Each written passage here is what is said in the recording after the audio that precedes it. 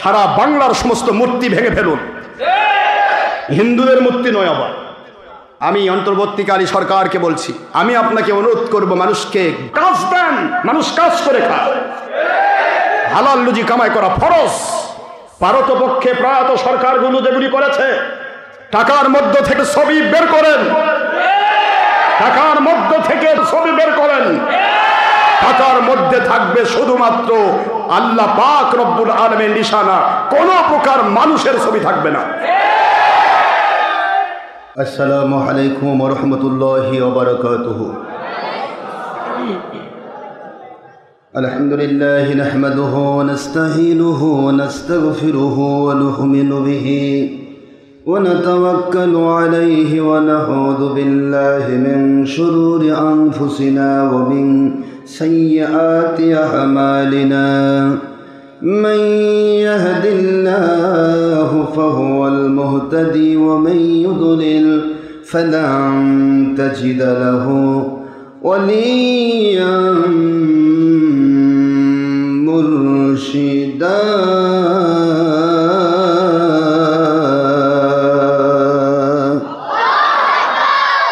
ونشهد أن لا إله إلا الله وحده لا شريك له. ونشهد أن سيدنا وسندنا وحبيبنا ومولانا محمدا عبدا ونورا وبشرا شكورا،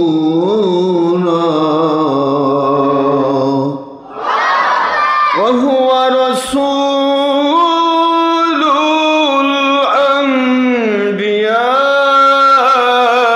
الأنبياء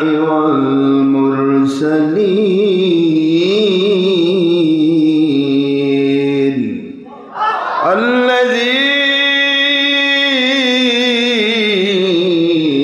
أرسله بالحق شاهدا ومبشرا ونذيرا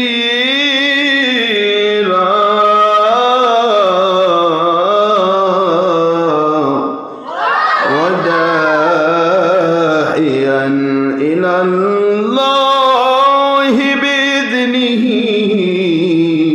وسراجا وشمسا ونورا وقمرا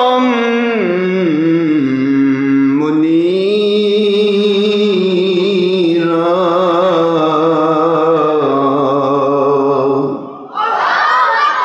فقد قال الله تعالى في كلامه المجيد وفرقانه الحميد وبرهانه التوحيد والرسالة والولاية والآخرة.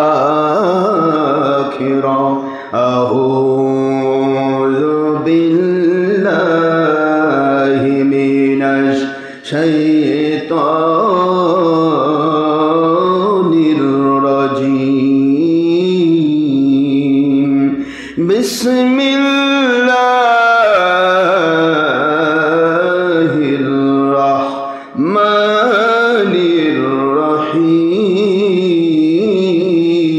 الرحيم.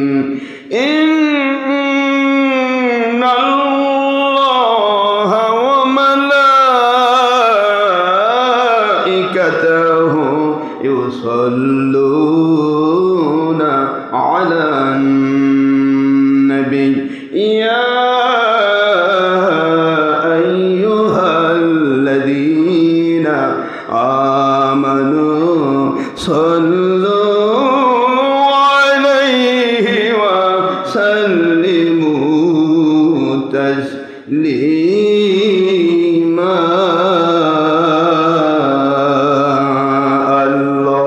اللهم صل على سيدنا مولانا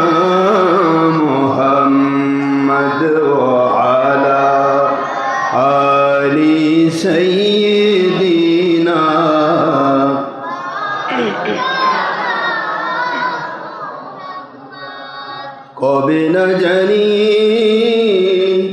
ডাক আসিবে, এ রঙিন পৃথিবী সারিতে কবে না জানি ডাক আসিবে। ওই কঠিন কবর মাঝে শুইতে রং বেরঙের পোশাক খুলে, রং বেরঙের পোশাক খুলে, সাদা কাফন পরাইতে আল্লাহুম্মা সাইয়্যিদিনা মাওলানা মুহাম্মদ ওয়া আলা আলি সাইয়্যিদিনা।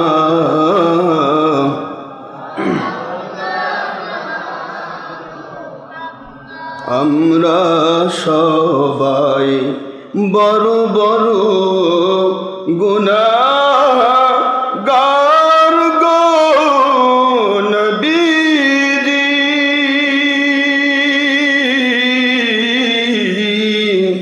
দুনিয়া ও দলের স্বার্থে আপনাকে চিনলাম না।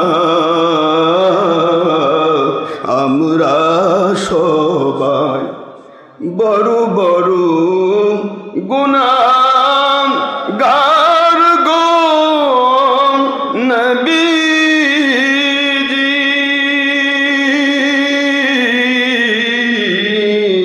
দুনিয়া ও দলের স্বার্থে আপনাকে চিনলাম না। সেই অপরাধে রোজাহাসরে,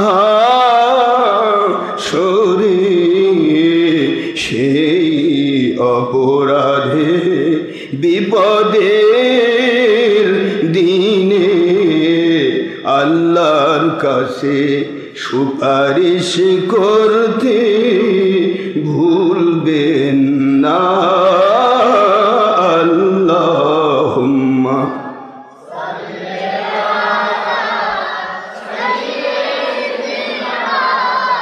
মাওলানা ওয়া আলা আলি সাইয়্যিদিনা।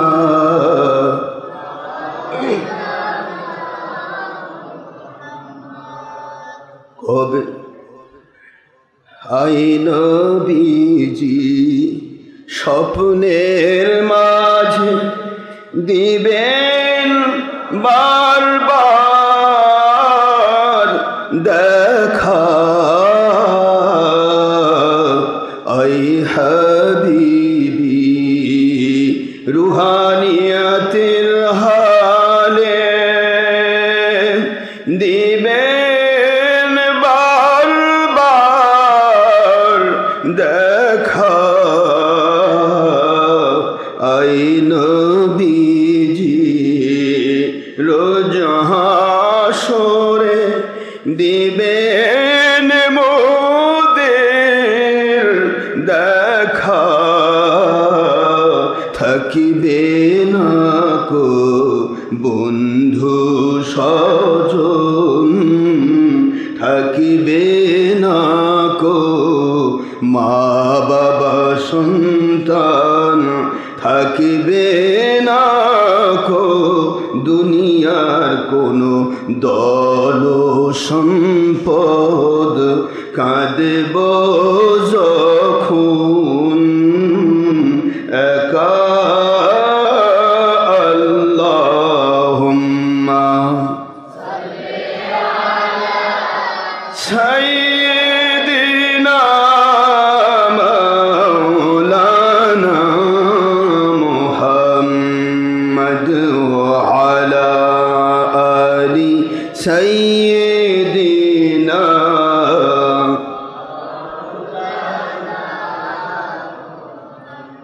আখেরি নবীজি ওনার উম্মত আমরা, কুল সৃষ্টি জগতে নেই যার কোনো তুলনা, নবীজির শানে মোহব্বত মিলিত ভাবে দরুদ পেশ করেন সকল ফেরেশতা ও স্বয়ং আল্লাহ রব্বুনা। সূরা আহজাবের 56তম আয়াত, সূরা আহজাবের 56তম আয়াত, 22 পারা পবিত্র কুরআন খুলে দেখো না। আল্লাহুম্মা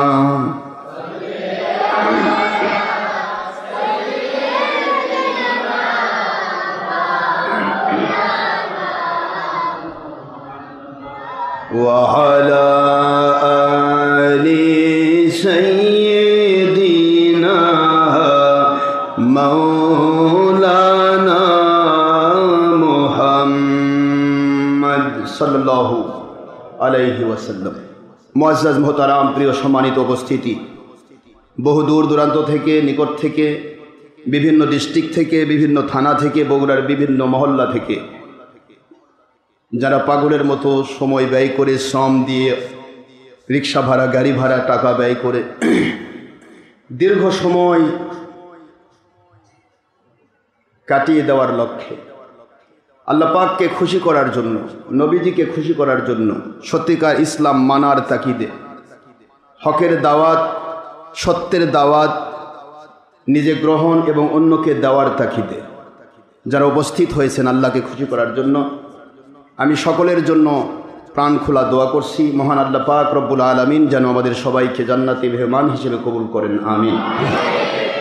দেশ বিদেশ থেকে, লাইভ রেডিও থেকে, doctor Ashraf Siddiqui online radio অথবা সুন্নি ওয়াজ বগুড়া অথবা জঙ্গি সন্ত্রাস বিরোধী পীর সাহেব ডক্টর আশরাফ সিদ্দিকী ওয়াজ কালেকশন ওয়াজ, বিভিন্ন চ্যানেল থেকে যারা অনেক কষ্ট করে, মা বোনেরা সহ পুরুষেরা হাজারো হাজারো জায়গা থেকে যারা আমাদের সাথে সম্পৃক্ত থাকেন, রেডিও লাইভে, ইউটিউব এবং ফেসবুক রেডিও লাইভ, সই ভিডিও মুক্ত রেডিও লাইভে যারা বসে থাকেন, আমি সবাইকে আমার দোয়ার ভিতরে শরীক করছি। সর্বস্তরের মানুষ, সর্বস্তরের প্রশাসন, চৌকিদার, দফাদার, গ্রাম পুলিশ থেকে শুরু করে সর্বস্তরের প্রশাসন, সর্বস্তরের বিচার বিভাগ এবং প্রশাসনের কর্মচারী কর্মকর্তাবৃন্দ, সর্বস্তরের সিএনজিওয়ালা, অটোওয়ালা, ভ্যানওয়ালা, রিক্সাওয়ালা, হেল্পার, ড্রাইভার, কন্ট্রাক্টর, কুলি, শ্রমিক, মজুর, কৃষক, চাকরিজীবী, ব্যবসায়ী, জনপ্রতিনিধি, ডাক্তার, ইঞ্জিনিয়ার, ছাত্র, শিক্ষক, আইনজীবী,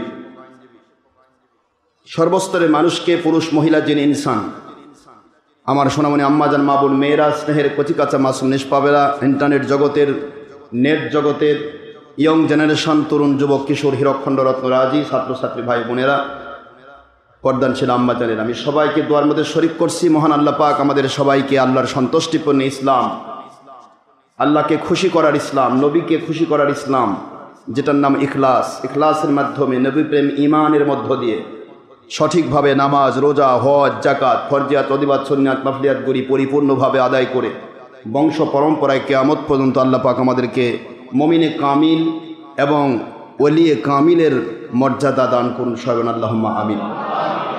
সুদঘোষ, জেনা, ব্যভিচার, চুরি, ডাকাতি, খুন খারাপি, দেশের ক্ষতি, জাতির ক্ষতি, ইসলামের ক্ষতি, জঙ্গিবনা, সন্ত্রাসীবনা, মানুষ খুন, ইয়াবা, গাঁজা, হেরোইন, যাবতীয় হারাম মাদক দ্রব্য, এমনকি বিড়ি, সিগারেট, গুল, তামাক দ্রব্য, নেশাদ্রব্য, স্মোকিং কজেস ক্যান্সার।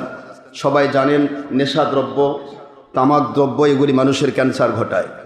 সমস্ত খারাপ জিনিস থেকে, সর্বোপরি মহিলা পুরুষ বেপর্দা হওয়া থেকে, গান বাজনা থেকে, ধর্মের নামে অধর্মের নামে ছবি, ভিডিও, টিভি, প্রজেক্টর, মূর্তি, গান বাজনা ইত্যাদি হারাম কাজ থেকে, চুলদাড়িতে কলপ লাগিয়ে কালো করা অথবা মহিলার নেল পালিশ লাগানো, দাড়ি মুন্ডিয়ে ফেলানো এবং বড় বড় মোষ রাখা। মোষ রাখে না? বড় বড় বড় মোষ রাখা সুন্নত কি? বড় বড় মোষ রাখা, এগুলি সবই ইসলাম বহির্ভূত কাজ। এই ইসলাম বহির্ভূত যাবতীয় কাজগুলো থেকে আল্লাহ পাক বংশ পরম্পরা আমাদেরকে কুদরতিভাবে নবীজির ওসিলায় হেফাজত করুন। সবরেন আল্লাহুম্মা আমিন। আমি আমার মালিকের কাছে দোয়া করছি, সামনে আসতেছে সমস্ত মাসের শ্রেষ্ঠ মাস, এমনকি রমজান মোবারক আসতো না যে নবীজির ওসিলা ছাড়া। আপনারা জানেন না এটা? পৃথিবীর অনেক নবী পৃথিবী থেকে বিদায় হয়েছেন। আপনারা জানেন 1,23,999 জন পয়গম্বর, মতান্তর আরও বেশি বাকু, তারা বিদায় হয়েছেন।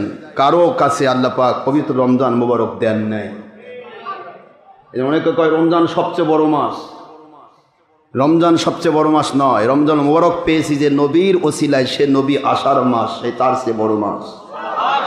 একটু জোরে বলতে হবে। রমাদানুল মুবারক মুসলমানদের জন্য একটা আল্লাহ পাকের নিয়ামত।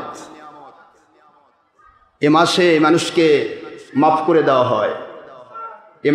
এ মাসে মানুষকে আল্লাহ পাক নাজাতি ঘোষণা দেন, শয়তান থেকে মুক্ত রাখেন। এ মাসে অনেক বরকত দেওয়া হয়। প্রতিটি আমলের 70 গুণ বেশি আমল দেওয়া হয়। এক একটা ফরজ 70টা ফরজের সমান সওয়াব দেওয়া হয়। এক একটা নফল এক একটা ফরজের সমান সওয়াব দেওয়া হয়। সুবহানাল্লাহ বলবেন না? এগুলি একটিও অন্য কোনো নবী পাইল না কেন? আদম আলাইহিস সালাম থেকে শুরু করে ঈসা আলাইহিস সালাম পর্যন্ত একজন নবীও পাইলেন না কেন? এত বড় একটা মর্যাদাপূর্ণ মাস। তার প্রমাণ হলো তখনও আখেরি নবী পৃথিবীতে নাজিল হয় নাই। সুবহানাল্লাহ বলেন না? এই জন্য নবীজি পাক সাল্লাল্লাহু আলাইহি সাল্লাম নাজিল হয়েছেন যে মাসে, এই মাসটি হচ্ছে রমজান মুবারক সহ সকল মাসের চাইতে শ্রেষ্ঠ, পবিত্র এবং বরকতপূর্ণ, নিয়ামতপূর্ণ মাস। এটাকে মুসলমান স্বীকৃতি দিতে হবে। যারা স্বীকার করবে না তাদেরকে আমরা ভয় পাই না, তারা এজিদ বাহিনী। এজিদ বাহিনীর কোনো বিজয় নেই। এজিদ বাহিনীর কোনো অন্তর থেকেই তারা পরাজিত। রাতের অন্ধকারে যদি জিজ্ঞাসা করে আমি কি করছি, ওর অন্তর বলবে, কলবের মধ্যে, বিবেকের মধ্যে খালি ডুগডুগি বাজবে, ঝড় তুফান উঠবে, তুই 2 নম্বর। বুঝতে পেরেছেন বাবারা? এজিদ বাহিনীর কোনো বরকত, কোনো বিজয় নেই। আর হোসেন বাহিনীর বিজয় 2টি, হয় পৃথিবীতে রহমত পেয়ে, গয়বী মদত পেয়ে, বদরি শাহিদদের মতো বদর যুদ্ধে যারা বিজয় লাভ করেছিলেন সেই রকম মর্যাদা তারা লাভ করবে, আর নয়তো ভাই হোসাইন রাদিয়াল্লাহু আনহু জান্নাতের সর্দার, সকল পুরুষের সর্দার, সেই সর্দারের মতো ইসলাম জিন্দা হোতা হে হর কারবালা কে বাদ, কারবালার ময়দানে শহীদি মর্যাদার মধ্য দিয়ে ইমাম হুসেনের সাথে তারা জান্নাতে শামিল হয়ে যাবে। দুটাই কি পরাজয়? দুটাই কি বিজয়? হোসেন বাহিনীর কোনো পরাজয়, হোসেন বাহিনী শুধু বিজয়ের মধ্যে থাকে, কারণ তার অন্তরে থাকে আল্লাহ এবং নবীর মহব্বত। এই জন্য আমি বলছি নবীজিকে ভালোবাসতে শিখুন। আল্লাহর নবীকে যে ভালোবাসতে পারে নাই, নবীজি পাক সাল্লাল্লাহু আলাইহি ওয়াসাল্লামের মহব্বত যার ভিতরে ঢোকে নাই, সে ব্যক্তি কোনোদিনও সঠিক ইসলাম মেনে চলা সম্ভব নয়। সঠিকটা পারবে না, এজিদিটা পারবে। এই এজিদ বাহিনীর নামাজ, হোসেন বাহিনীর নামাজ একরকম, রুকু সেজদা একরকম, কিন্তু এক একটার উদ্দেশ্য আরেক রকম। ওটার উদ্দেশ্য ছিল হোসেনকে খুন করা, এজিদিদের নামাজ, আর হোসেনের নামাজ ছিল আল্লাহর নবী প্রেমে জীবন দেওয়া। এক নামাজ নিয়ে যাচ্ছে জান্নাতে, আরেক নামাজ নিয়ে যাচ্ছে জাহান্নামে। নামাজি কিয়ামতে বলবে, আল্লাহ এটা কেমন নামাজি? আপনি তো বললেন ইন্নাস সালাতা তানহা, আল্লাহ পাক রব্বুল আলামিন বলেন ইন্নাস সালাতা, নিশ্চয় নামাজ, নামাজ এমন একটি ইবাদত, এই ইবাদত আনিল ফাহশাই ওয়াল মুনকার, সমস্ত গর্হিত কাজ, জেনা বা বিচারের কাজ, জঘন্যতম কাজ, সমস্ত হারাম কাজ, মানুষ খুন করার কাজ, জুলুম করার কাজ, সমস্ত অন্যায় অবিচার থেকে নামাজ মানুষকে রক্ষা করবে, হেফাজত করবে। ইন্নাস সালাতা, নিশ্চয়ই নামাজ তোমাদেরকে রক্ষা করবে কি থেকে? কি থেকে বলেন তো? আনিল ফাহশা ওয়াল মুনকার, সমস্ত ফাহশা কাজ থেকে, জঘন্যতম কাজ থেকে, সমস্ত পাপাচার থেকে তোমাদেরকে রক্ষা করবে। এটা কেমন নামাজ গো আল্লাহ?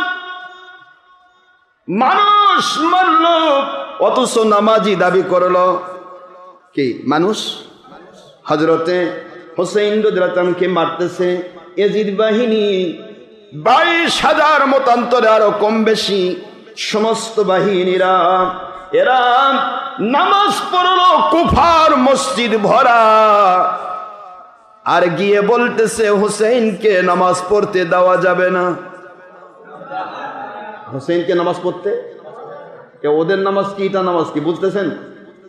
হুসাইনকে নামাজ পড়তে দেওয়া যাবে না, কারণ নামাজ যদি পড়ে নেয় তাহলে মানুষ বুঝবে আমরা তো ফতোয়া দিয়েছি হুসাইন কাফের। নাউজুবিল্লাহ বলেন। ইয়াজিদ বাহিনী কি ফতোয়া দিয়েছিল? হুসাইন কাফের। আর কাফের হোক আমার নবী জান্নাতের সমস্ত পুরুষের সর্দার ঘোষণা দিছে বুখারীর হাদিসের ভিত্তিতে। আমরা তো ফতোয়া দিয়েছি ইয়াজিদের বায়াত গ্রহণ না করে হুসাইন বাহিনী কাফের হয়ে গেছে, নাউজুবিল্লাহ। এরা যদি নামাজ পড়ে, আর কারবালার মানুষ, এই কুফা নগরীর মানুষকে যে ভুল বুঝাইছি, এই ভুলটা ভেঙ্গে যাবে, মানুষ ভুল বুঝে ফেলবে হুসাইন কাফের নয়। কাফের যদি হতো নামাজ আদায় করতো না। এই জন্য নামাজ পড়ার সুযোগ দেওয়া যাবে না। নাউজুবিল্লাহ বলেন। কি নামাজি দেখছেন? আরেকটা কারণ, নামাজের ভিতরে যদি আল্লাহর সাথে তার কানেকশন হয়ে যায়, পুরা ইয়াজিদ বাহিনী ধ্বংস করে ফেলবে, পরাজয় বরণ করবে না। নাউজুবিল্লাহ। ইয়াজিদ বাহিনী 2টি কারণে নামাজের মধ্যে তীর মারা শুরু করল। কত বান্দা নামাজের মধ্যে তীর খেয়ে সেখানে শহীদি মর্যাদা লাভ করল। নামাজ তো 2টাই। বলেন এখন কোন নামাজ জান্নাতে নিয়ে যাবে আর কোন নামাজ জাহান্নামে নিয়ে যাবে? বুঝতে পারতেছেন? কথা বলেন। টুপি 2 গ্রুপেরই ছিল, জুব্বা 2 গ্রুপেরই ছিল, বড় বড় জামা। তখনকার মানুষ কোনোদিন দাড়ি সেভ করতো না, বড় বড় দাড়ি। কথা বলেন না, আমার কথা বুঝছেন? এই দাড়ি সেভ করার তো মাত্র 1000 বছর হয়নি দাড়ির সেভ করার নিয়ম। কোন এক কাফের কোন দিনে সেভ করে দেখে বেরিসল বেরিসল লাগে, অক দেখে আরেকজন, অক দেখে আরেকজন, পরে দেখি সবই বেরিসল মার্কা হয়ে গেছে। কথা বলেন না কেন? পুরুষের থাকবে দাড়ি, মহিলার থাকবে দাড়ি? মহিলার দাড়ি থাকে। এই বেরিসল মার্কা যেগুলা, সেগুলো এখন আপনারা মন খারাপ করেন না, আপনারা তো না বুঝে কেটেছেন। বুদ্ধি যখন হবে তখন আল্লাহ পাক ঠিকই দাড়ি বজায় দেবে, ঠিক না? বা ঠিক। আসলে দাড়ি কার থাকবে? কথা কয় না। আপনাকে আমি 1 কোটি টাকা দিব, একটা মহিলার দাড়ি বের করেন তো, বলেন যে হুজুর অমুক মহিলার দাড়ি উঠছে। টেস্টোস্টেরন হরমোনের ভিত্তিতে পুরুষের দাড়ি ওঠে। এই হরমোনটা যদি কোনো ক্রমে অবাধ জীবন যাপন করার জন্য আল্লাহ পাক কখনো কোনো মহিলার মধ্যে ঢুকায় দেন, এটাও গজব। যে মহিলাটা পুরুষ মার্কা হয়ে ঘুরতে চায় তাকে আল্লাহ পাক এই টেস্টোস্টেরন হরমোন ঢুকায় দেয়, দিয়ে ওকে দাড়ি গজায় দিয়ে ওর অবস্থা খারাপ করে দেয়। আমার কথা কি বুঝতে পেরেছেন? এটা একটা হরমোনাল প্রবলেম। মহিলার হরমোন আর পুরুষের হরমোনের মধ্যে পার্থক্যই হচ্ছে মহিলার হরমোনে দাড়ি এবং মোজ গজাবে না, পুরুষের হরমোনে দাড়ি এবং মোজ গজাবে। এটা পুরুষের চিহ্ন, মনে থাকবে তো? কথা বল না। কিসের চিহ্ন? দাড়ি হলো পুরুষের চিহ্ন, এটা মনে রাখেন। দাড়ি কিন্তু মহিলার চিহ্ন নয়। এই জন্য তারা দাড়ি সেভ করে পছন্দ করে, এরা মহিলা মার্কা পুরুষ। পরিষ্কার কথা। কোরআনের ভাষা, সুন্নাহর ভাষা, ইসলামের ভাষা, পৃথিবীর কোনো নবী দাড়ি ছাড়া ছিলেন না, এবং কোন নবীর দাড়ি ইঁদুর কাটা ছিল না, ইঁদুর লাগিছে। আছে না দাড়ি ইঁদুর লাগা? বাংলাদেশে আছে তো, কি সুন্দর ইঁদুর, মনে হয় ইঁদুর লাগছে, প্রতিদিন খালি ইঁদুর কাটে। কোন নবীর দাড়ি ছোট ছিল না, বড় ছিল। তাই বলে আবার ওই লামাঝাবি বেদিনদের মতো নাভির নিচের মতন না, এটা আবার সারে দিছে পেশাবের সময় এরকম বগলের তলে ধরে পেশাব করা লাগে। এরকমও সাহাবায়ে কেরাম কোনোদিন দাড়ি রাখেন? কথা বলছেন না কেন? অতিরঞ্জিত কোনো জিনিস ভালো নয়। হুজুর বলেছেন বক্ষ পরিমাণ দাড়ি উত্তম দাড়ি। সুবহানাল্লাহ বলেন। বক্ষ পরিমাণ দাড়ি উত্তম দাড়ি। আর কোরআনের ভাষা আপনি পাবেন ইয়া আখি, হে আমার ভাই। হারুন আলাইহিস সালামকে মুসা আলাইহিস সালামকে হারুন আলাইহিস সালাম বলতেছেন লা তাখুজ লিহিয়াতি, আমার দাড়ি ধরে টানবেন না। ওই ইঁদুর কাটা দাড়ি ধরা যায়? কথা বল। তাহলে বোঝা যায় কোন নবীর দাড়ি ছোট, হ্যাঁ, দাড়ি ছিল লম্বা।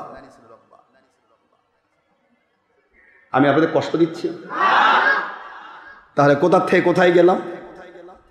দাড়ি ছিল, সে সময় দাড়ি কাটার কোনো সিস্টেম ছিল না, সবাই দাড়ি রাখতো। আবু জাহেলেরও দাড়ি বিশাল বড়, আবুল আহাবের দাড়ি আছে। যারা দাড়ি রাখে ভাবে আমি বিশাল মুসলমান হয়ে গেছি, খামসারা। দাড়ি হলো হুজুরের, সাহাবায়ে কেরামের, সমস্ত নবী রাসূলের সুন্নত, যদি অন্তরের ভিতরে ঈমান থাকে। ঈমান শর্ত। রবীন্দ্রনাথও দাড়ি রেখেছিল, কিন্তু রবীন্দ্রনাথ দাড়ির মর্যাদা পায়নি, কারণ দাড়ি আর মোষ একাকার। দাড়ি একদিকে গেছে, মোষ আরেক দিকে গেছে। এটা আমাদের প্রিয় কাজী নজরুল লিখেছেন, ওহে রবি গুরু তোমার সব কিছু বেকারার, তাই তো দাড়ি আর মোষে হয়ে গেছে একাকার। প্রশ্ন হলো, এজিদ বাহিনীর দাড়ি ছিল, ওদের জুব্বা ছিল, পাগড়ি ছিল, ওদের নামাজ ছিল, ওরা আল্লাহওয়ালা দাবি করত নিজেরা, আর হোসেনকে হত্যা করা ফরজ মনে করত, কারণ হোসেন হলো তাদের ধারণায় কাফের। নাউজুবিল্লাহ, একটু জোরে বলতে হবে। আজকে যারা হোসেন রাদিয়াল্লাহু আনহুর পক্ষে কথা বলে, কারবালার পক্ষে কথা বলে, এই কারবালার পক্ষের ব্যাপারা দুইটা। একটা হলো শিয়া বাহিনী, এরা আবার কারবালার পক্ষে বলতে বলতে তাজিয়া মাতম এটা সেটা বুকে ছুরি মারে, নাচানাচি করে, এটা আলাদা। এরকম ইসলামের কোনো নিয়ম নেই। নবী প্রেম এক জিনিস, আর তাজিয়া মাতম আরেক জিনিস। এ মাতম করা ইসলামে নেই, এটা শিয়া বাহিনী। আরেক বাহিনী আছে, কারবালার কোনো গল্পই করা যাবে না। না নাই আছে, কারবালার গল্পই করা যাবে না। কিসের কারবালা? এজিদ রহমতুল্লাহ আলাইহি, এজিদকে একেবারেই মনে করেন যে তাদের এমন ভাবে কলিজার মধ্যে ঢুকাইছে যে এজিদ মনে হয় তার একবার সহোদর ভাই, এরকম ভাব কিছু লোকের আছে। আর এই ধরনের মানুষগুলি ধর্মের লেভেলে আমাদের শত্রুতা করে। এই মানুষগুলো, এগুলা বাছাই করবে। এরা যদি সারা জগৎ ভরে দেয়, কোনোদিন পৃথিবীতে খেলাফত আসবে না। এ ধরনের মুসলমান যদি সারা জগৎ ভরে যায়, কোনোদিন আল্লাহর রহমত এবং আল্লাহর গয়েবী মদত পাবে না। জুলুম করে কোনোদিন পৃথিবীতে কেউ পায় নাই। জুলুম করে একটাই জিনিস পাওয়া যায়, সেটা হলো আল্লাহর গজব। মাজলুম এবং অত্যাচারিত হলে তার প্রতি যেমন আল্লাহর রহমত ঢেলে দেওয়া হয়, জালেম হলে তার প্রতি আল্লাহর গজব ঢেলে দেওয়া হয়। দুটা দুই জিনিস। বাবাজিরা আমার,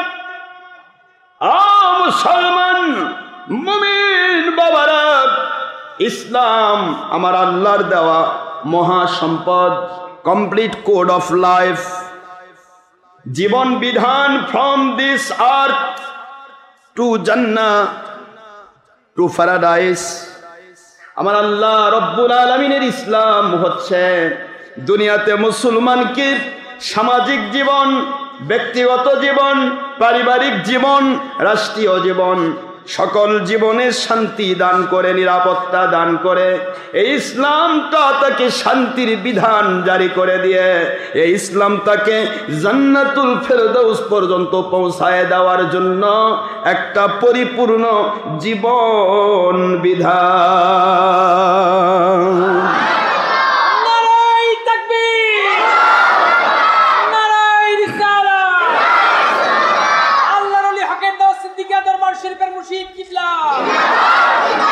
এটা কি বিধান? কথা কয় না, দেখেন কি রাগ করছেন আপনারা। জীবন জীবন বিধান মানে কি?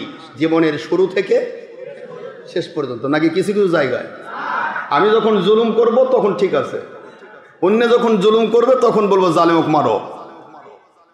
হ্যাঁ, ইসলাম এরকম? Islam complete code of life. Life শব্দের তো জীবন, আর জীবন হয় শুরু হয় জন্ম থেকে, শেষ হয় মৃত্যু। এ পুরা জীবনটাই হবে মুমিনের শান্তি দেওয়ার একটি মাত্র পাথেও, তার নাম ইসলাম। ইসলাম যেখানে থাকে না সেখানে জোর জুলুম করে কিছু পাওয়া যায় না। কয়েকদিন হয়তো দুনিয়াতে কিছু পাওয়া যাবে, যেমন নমরুদ পাইছিল, ফেরাউন পাইছিল, আবু জাহেল প্রায় 15 বৎসর হুজুর পাক সাল্লাল্লাহু আলাইহি ওয়াসাল্লামকে অত্যাচার করতে পেরেছিল। এগুলি কিছুদিন একটু পায়, এরপরে আমার আল্লাহর গজব পড়ে এরা ধ্বংস হয়ে যায়। আপনারা কষ্ট পাচ্ছেন আমার কথা? এগুলি শিক্ষা। এই সর্বস্তরের মানুষকে আমি অনুরোধ করব, মেহেরবানি করে শিক্ষা গ্রহণ করবেন নমরুদ থেকে। 1700 বৎসর, মতান্তরে 700 বছর রাজত্বকারী। আপনার আমার বয়সই তো 700 বছর জীবনে হবে না।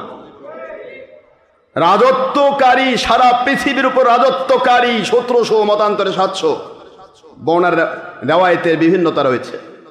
এতদিন পর্যন্ত রাজত্বকারী এক জায়গা নয়, বাংলাদেশের নয়, পাকিস্তানের নয়, সারা পৃথিবীর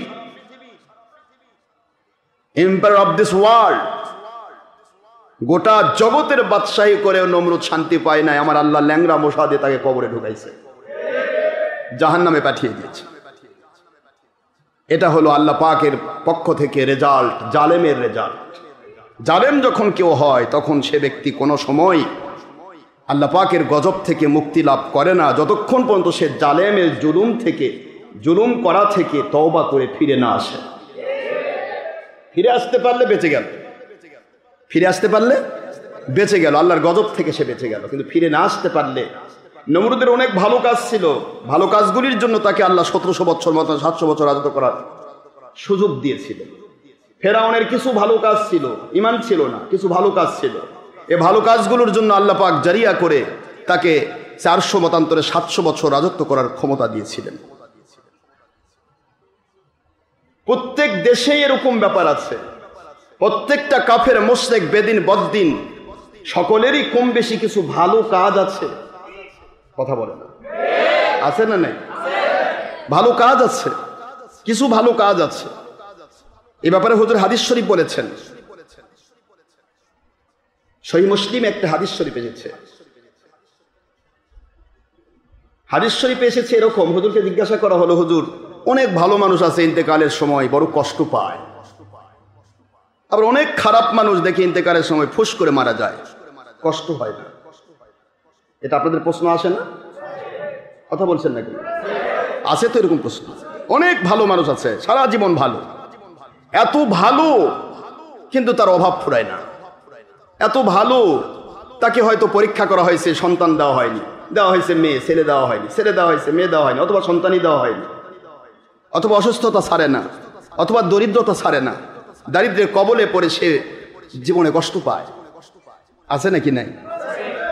আবার অনেক কাফের, মুশরিক, বেদিন, বদ্দিন আছে, শান্তি শান্তি মনে হয় মানুষ দেখতেছে, আর সারের মতো শান্তি আর কারণে টাকা পয়সা, বাড়ি গাড়ি, জমিদারি, এইটা সেইটা, বাদশাহী সব নিয়ে মনে হয় ওরা কোন শান্তির মধ্যে ডুবে আছে দেখা যায়। আছে না এরকম? এই দেখাটা হুজুর শিক্ষা দিয়েছেন দুই ভাবে। বলবো কি সেটা? হুজুর শিক্ষা দিয়েছেন দুই ভাবে। আমরা তো শিখবো নবীজির কাছ থেকে, দোজাহানের বাদশার কাছ থেকে। তিনি শিক্ষা দিয়েছেন এই দেখাটা তোমরা দেখো দুই ভাবে। দুনিয়াতে যারা শান্তি বেশি পায়, মনে রাখছো তোমার চোখে এটা শান্তি, কিন্তু তার অন্তরে তুমি জিজ্ঞাসা করে দেখবে তার ভিতরে শান্তি নেই। যদি সে আল্লাহ এবং রসুল বিরোধী শক্তি হয়, তার অন্তরে কখনো শান্তি থাকে না। আপনার এটা সব সময় খেয়াল রাখবেন, অন্তরে শান্তি থাকে না। আর অন্তরে যার শান্তি আছে, ওর জীবন চলে যাবে, ও কারো কাছে মাথা নত করবে না। আমার অন্তর ভরা শান্তি আল্লাহ দিয়েছেন, আমাকে কেউ মেরে ফেললেও তো আমি শান্তি, যাবো জান্নাতে, ভয়ের কিসে? এটা হলো তার অন্তরে শান্তির প্রশ্ন। খুব মন দিয়ে শুনবেন, শান্তির প্রশ্নটা কিভাবে? যার অন্তরে শান্তি আছে, দুনিয়ার সব শক্তি একত্রিত হয়ে তাকে ভয় দেখাতে, আর যার অন্তরে শান্তি নেই, দুরু ভাব, হঠাৎ করে তার ভিতরে অশান্তি এবং ভয় ভিতরে ঢুকে যাবে, না জানি কি হয়, না জানি কি হয়। যা দেখলেন বর্তমান প্রয়াত সরকার, এরা 16 বৎসর রাজত্ব করেছে, কিন্তু 16 বৎসর রাজত্বের ভিতরে প্রতিটা মুহূর্ত বিবেক দ্বারা তাড়িত হয়েছে। আমরা যে এত মানুষ খুন করতেছি, এত গুম করছি, এত অন্যায় করছি, না জানি কি হয়, না জানি কি হয়। এই না জানি কি হয় হতে হতে আমার মালিক এমন এক টাইম এসে ধরলেন, মাত্র ছাত্র জনতার কাছে হেরে গেল, যারা 16টি বৎসর একাধারে পুলিশ বাহিনী, র্যাব বাহিনী, তারপরে আপনার বিজিবি বাহিনী, সেনাবাহিনী, সব সেক্টর, এমনকি ডিসি, এসপি, ওসি, টিএনও, সর্বস্তরের মানুষকে সেই সৌদি আরবিয়া রাজতন্ত্রের মতো, রাজার দেশের মতো, সৌদি আরবিয়া যারা কিং হয়, এদের কোনো প্রশাসনিক দায়িত্ব তাদের রাজ পরিবার ছাড়া কেউ পায় না। এটা তাদের রাজ পরিবার, রাজতন্ত্রের সিস্টেম। ঠিক এভাবে সেটিং করার পরেও তাদের অন্তর মধ্যে শান্তি ছিল না বলেই ছাত্রদের ভয়ে তাদের পালাতে বাধ্য হতে হলো। কারণ জালেমের অন্তরে কখনো শান্তি, যে জুলুম করে সে কখনো শান্তি পাবে না। সে সব পেতে পারে, শান্তি নামক আল্লাহ পাকের নিয়ামত তার অন্তরে ঢুকবে না। আমার কথা কি বুঝতে পেরেছেন? এটা হলো জুলুমের বিষয়। আল্লাহ রাব্বুল আলামিন বলেন, ইন্নাল্লাহা লা ইয়াহদিল কওমাজ জালিমিন।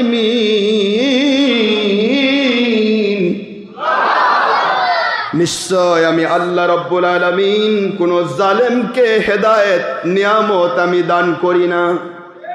আরে হেদায়েতের নিয়ামত যার ভিতরে থাকে, গোটা দুনিয়া গুলি বর্ষণ হলেও সে নড়বে না। তার টার্গেট দুইটা। কয়টা? দুইটা টার্গেট। হয় আমি বদরের সাহায্য পাবো, নয়তো বা কারবালার সাহায্য পাবো। কয়টা? এইটা ওই ব্যক্তির ভিতরে বিরাজ করবে যে ব্যক্তি হেদায়েত প্রাপ্ত শান্তিপূর্ণ অন্তরের মানুষ। এর অন্তর সবসময় ভরপুর। আমি জুলুম করিনি কারো ওপর, আমি কোনো মানুষের ক্ষতি করি নাই, পৃথিবীতে আমি কিয়ামত পর্যন্ত বাঁচার জন্য আসি নাই। মরতে হবে আমি আমার মালিকের হুকুমেই, আমার বাড়িতেই মরব। দুনিয়ার কাউকে দেখে আমি ভয়ে পালাতে রাজি নই। কিন্তু পেরেছে কি? পারবে না, এটা অসম্ভব। জুলুম যে করে সে কখনো আল্লাহর এই মহব্বতটা, আল্লাহ পাকের পক্ষ থেকে এই নিয়ামতটা তার ভিতরে থাকে, বের হয়ে যায়। আমি শুধুমাত্র তাদের পক্ষে একটা জিনিসই বলেছিলাম, 16টি বৎসর রাজত্ব করার মূলে এই যে র বাহিনী, এটা কিন্তু আমরা অনেকবার বলেছি, ইন্ডিয়ান র বাহিনী প্রায় 26 লক্ষ ইন্ডিয়ান বাংলাদেশে কাজ করলো। বাংলাদেশের মানুষ চাকরি পায় না, বাংলাদেশের মধ্যে চাকরি পায় না মানুষ, বেকাররা ঘোরে, আর ইন্ডিয়ানরা আসে বাংলাদেশে চাকরি করে। আপনারা ভাবতেছেন এখন তো ইন্ডিয়া চলে গেছেন, এখন আমরা চাকরি পাবো না। আর বাংলার মুসলমানকে বোঝানো হলো, ছাত্র জনতাকে বোঝানো হলো, বাংলাদেশের যারা ইসলাম নিয়ে রাজনীতি করেন আমার ভাইয়েরা, তাদের বোঝানো হলো বাংলাদেশ স্বাধীন হয়েছে, স্বাধীন আওয়ামী লীগ থেকে হয়েছে, হিন্দু আনি প্রথা থেকে হয়েছে, নাস্তিক্যবাদ থেকে হয়েছে। এদেশ স্বাধীন হয় নাই, এদেশ স্বাধীন হয় নাই। মুসলমান আজও সময় আছে। ইসলামী গণ অভ্যুত্থান এটাকেই বলা হয়। আমি আমার দাওয়াল ছেলেদেরকে বলেছিলাম, তোমরা যখন আমার মালিকের শক্তি পেয়ে এই বাংলাদেশে যে ছাত্রগুলি খেপলেন, এই খ্যাপাটা আপনার আরো 16 বছর আগেও খেপতে পারতেন, কিন্তু আমার মালিক খ্যাপান নাই। আপনারা খেপেন নাই, মালিক খেপাইছেন। এটা মনে রাখতে হবে। অ্যাট এ টাইমে সকল ছাত্র একত্রিত হওয়া এটা আল্লাহর কুদরতি লীলা, কুদরতি খেলা। এটা অনেক আগেই করতে পারতেন, কিন্তু আমার আল্লাহ করার নাই। জুলুমের স্টিম রোলার যখন চলেছে, হক্কানি ওলিয়া উলিয়াদেরকে একটু মহব্বত করার কারণে, নবী প্রেম এই মিলাদুন নবীর পক্ষে একটু এই যে গ্যাজেট ঘোষণা করার কারণে, ওলিয়া উলিয়াকে ভালোবাসার কারণে এই 16 বৎসরের তাদের জুলুমকে আল্লাহ পাক ধামাচাপা রেখেছে। থাক, তাও থাক, জুলুম বন্ধ কর, তাও থাক। কিন্তু যখন জুলুম বন্ধ হলো না, ছাত্রদের উপর যখন গুলিবর্ষণ হলো, তখন আল্লাহ পাক আর সহ্য করলেন না। জুলুম তো একটা সীমারেখা আছে। ওলিয়া উলিয়াদের সমর্থনের কারণে 16টি বৎসর তাদের উপরে কোনো আযাব আসে নাই। বাংলাদেশে এত রাজনীতিবিদ, কত বুদ্ধিজীবী, কত রকমের ছাত্র জনতা, কত কি ছিল, 16টি বৎসর তাদের নাগালের বাইরে, কিছুই করতে পারলো না। আমার মালিক যখন ধরতে চাইলেন 16 বৎসরের মাথায়, আমার মালিক বুঝাইলেন, তোমাদের যতটুকু ওলিয়া উলিয়াকে সমর্থন করার কারণে যেই সওয়াবটুকু হয়েছে, তোমাদের জুলুমের গুনাহ তার উপর ওভারফ্লো করেছে। এজন্য মালিক এটা করলেন। এখান থেকে এরকম চিন্তা করার সুযোগ নেই যে এখন আমরা যাকে ইচ্ছা তাকে জুলুম করব। আমার মালিক বলে, সারা বাংলাদেশের সকল প্রশাসনকে বগল দাবা করে নিজের করে নিয়ে, প্রশাসনকে নিজের আত্মীয়করণ করে নিয়ে, পুরা প্রশাসন, পুলিশ বাহিনী, আর্মি বাহিনী, rapid action battalion, RAB, BGB, সেনাবাহিনী, নৌবাহিনী, বিমান বাহিনী, যৌথ বাহিনী, সব কিছু আত্মীয়করণ করে নিয়েও মাত্র 16 বছরের ভিতরে যাকে আমি দেশের সমস্ত দামাল সন্তানদের অভিযানের উপর ভিত্তি করে গণ অভ্যুত্থানের কারণে আমি তাকে বিদায় করে দিয়েছি। শুনে রাখো, তোমরা যদি টুপি মাথায় দিয়ে আর এখন মনে করে আমি এখন জুলুম করব, তোমাদের ঠেকাতে আমি আল্লাহর 1 সেকেন্ড সময় লাগবে না।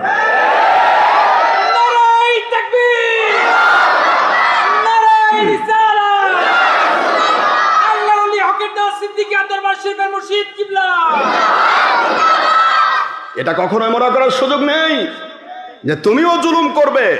আমার মালিক বলেছেন, যে জালেম হয় সে যে কেউ হোক, নবীর ছেলেও যদি জালেম হয়, আমি আল্লাহ তাকে হেদায়েত থেকে দূরে সরে দিয়ে জাহান্নামে ফিক মারি।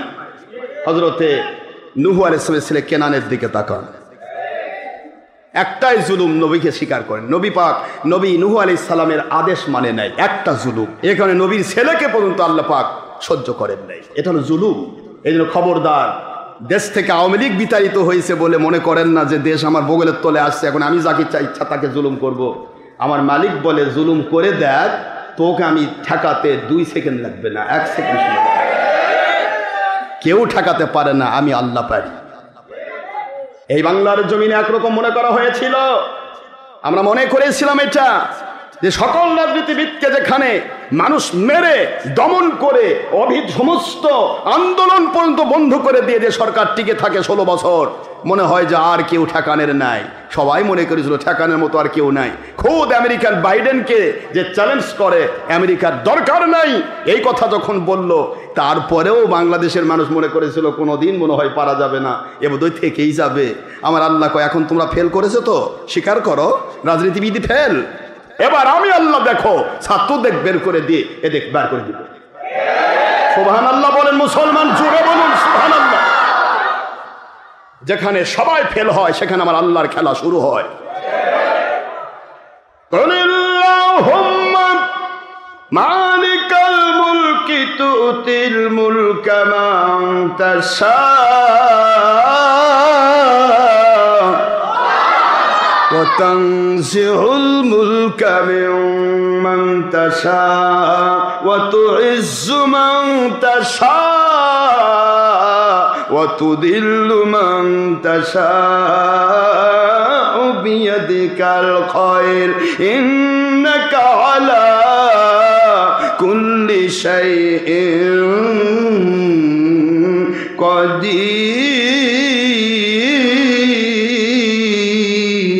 قدير। আল্লাহ বলেন, দুনিয়ার মুসলমান, আমি আল্লাহ পাওয়ারফুল, গোটা জগতের মালিক আমি। যাকে ইচ্ছা তাকে রাজত্ব দান করি, যাকে ইচ্ছা তার জুলুমের কারণে আমি আল্লাহ পাক মশার কামড় খাওয়াইয়া নমরুদকে রাজত্ব কেড়ে নিয়ে জাহান্নামে পাঠাই। ক্ষমতা কার? আমরা মনে করি সব আমার। ওই মালিক এখন আছে তো? আছে। চিন্তা করবেন না, জুলুমকারীর পক্ষে আমার মালিক। জুলুমের পক্ষে আল্লাহ নয়। আল্লাহ পাক এই জন্য বলেছেন, আমি হাদিস শরীফে যাই ভুলে যাব আবার, কোন লাইন থেকে কোথায় যায় আল্লাহ জানে। কষ্ট হচ্ছে আপনাদের না? কষ্ট হচ্ছে? জুলুম কখনো নবী শিখায় নাই। নবীজি শিক্ষা দিয়েছেন মানুষকে শান্তি। কি শিক্ষা দিয়েছেন? একটু জোরে বলুন। কি? শান্তি শিক্ষা দিয়েছে। ইয়া রাসূলুল্লাহ ইয়া হাবিবাল্লাহ ইয়া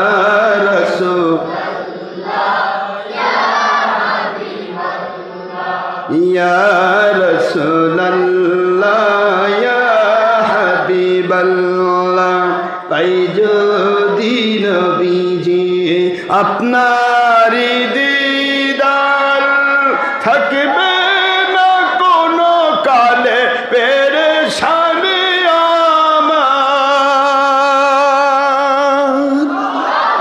তাই যদি নবীজি আপনারই থাকবে না কোনো কালে পেরেশানি আমার, দয়া যে করিয়া দিবেন গো দিদার, রুহানি হালতে দিবেন গো দিদার, স্বপনের মাঝে দিবেন গো দিদার। ইয়া রাসূলুল্লাহ ইয়া হাবিবাল্লাহ ইয়া রাসূলুল্লাহ আমারি মরণের নিদানের কালে থাকিবেন নবীজি আমার শিওরে, আমারি মরণের নিদানের কালে থাকিবেন নবীজি আমার শিওরে, আপন নজরে দেখিব আপনারে নয়ন ভরিয়ে, দেখিব আপনারে নয়ন ভরিয়ে, মরণের কালে দিবেন গো দিদার।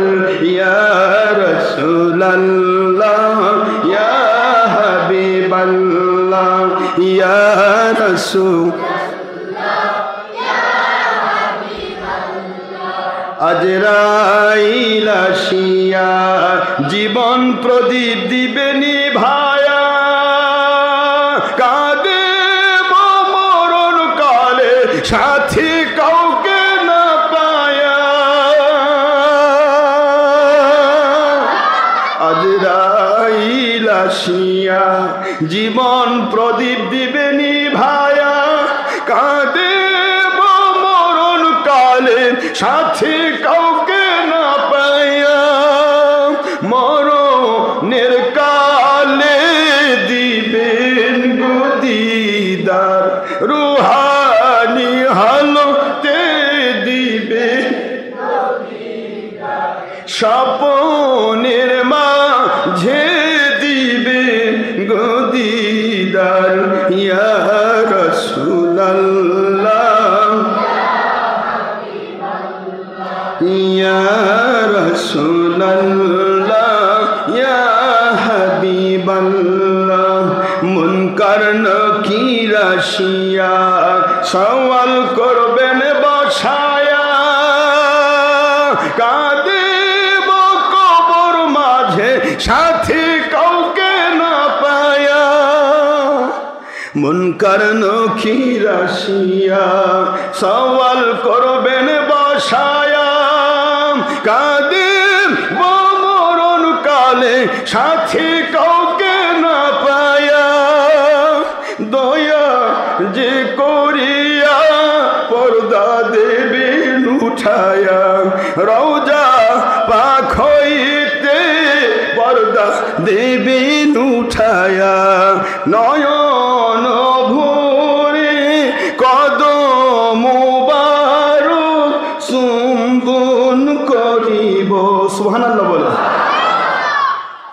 চুম্বন করিব মোবারক কদম ধরিয়া, চুম্বন করিব মোবারক কদম ধরিয়া, কবরের মাঝে দিবেন গদিদার ইয়া রাসূলুল্লাহ ইয়া রাসূলুল্লাহ ইয়া হাবিবাল্লাহ ইয়া রাসূলুল্লাহ।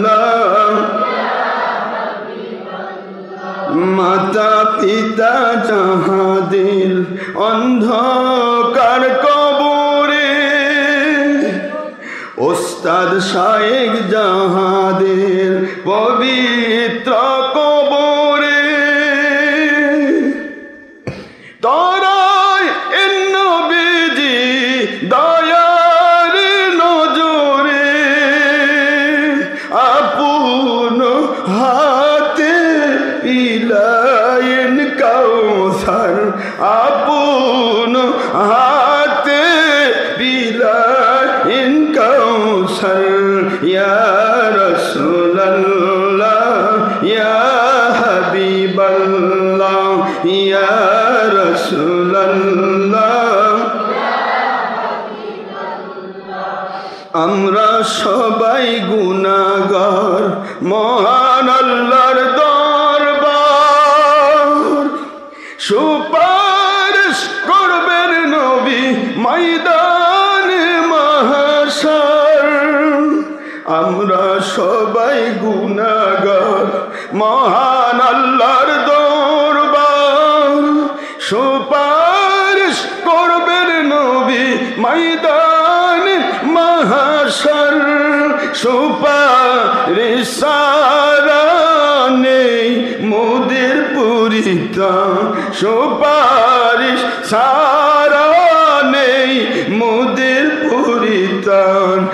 ময়দানে মাহশরে দিবেন গদিদার, ময়দানে মাহশরে দিবেন গদিদার।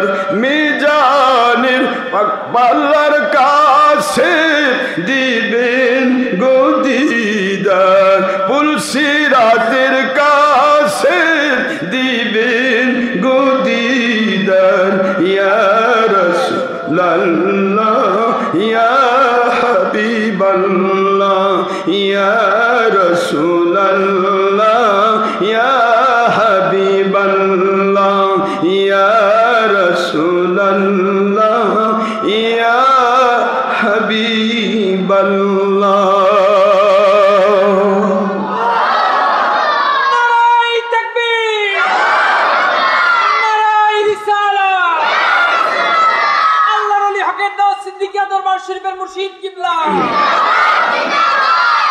আল্লাহর হাবিবের মহব্বত, আল্লাহর হাবিব সাল্লাল্লাহু আলাইহি ওয়াসাল্লামের মহব্বত হলো মুমিনের ঈমান। ঈমান যে অন্তরের ভিতরে রয়েছে, ওই মুমিনের কোনো ভয়, ওই মুমিনের কোনো টেনশন, ওই মুমিনের কোনো চিন্তা, সুখেও মুমিন শান্তি পাবে, দুঃখেও শান্তি পাবে। দুঃখেও সে কখনো তার বিশ্বাস ভঙ্গ করবে না। দুঃখের ভিতরে পড়েও কখনো সে কোনো সময় আল্লাহ এবং রসুলকে কখনো ভুল বুঝবেন না। কথা কি বুঝতে পেরেছেন? এগুলি শিক্ষা দেওয়া হয়েছে নবী রাসূল আলাইহিস সালামের জীবন থেকে। নবী রাসূল আলাইহিস সালামের জীবন থেকে এইটাই বলছিলাম। এই পবিত্র মাহে রবিউল আউয়াল আসতেছে। এই রবিউল আউয়াল শরীফকে যারা ছোট করে দেখে, এদেরকে বলা হয় এজিদ বাহিনী। এদের অন্তরে ঈমান থাকবে না, উপরে লেভেল থাকবে ইসলাম। আপনারা দেখবেন যেই মাত্র রবিউল আউয়াল চলে আসবে, সেই মাত্র এক শ্রেণী মৌলবী মুর্শি মাথায় টুপি দিয়ে আমার নবীজি পাক সাল্লাল্লাহু আলাইহি ওয়াসাল্লাম ঈদে মিলাদুন নবীর বিরুদ্ধে ফতোয়া দেওয়া শুরু করবে। এদের কাজই এটা। ঈদে মিলাদুন নবী কেন হলো? কোন হাদিসে আছে? কোথায় আছে?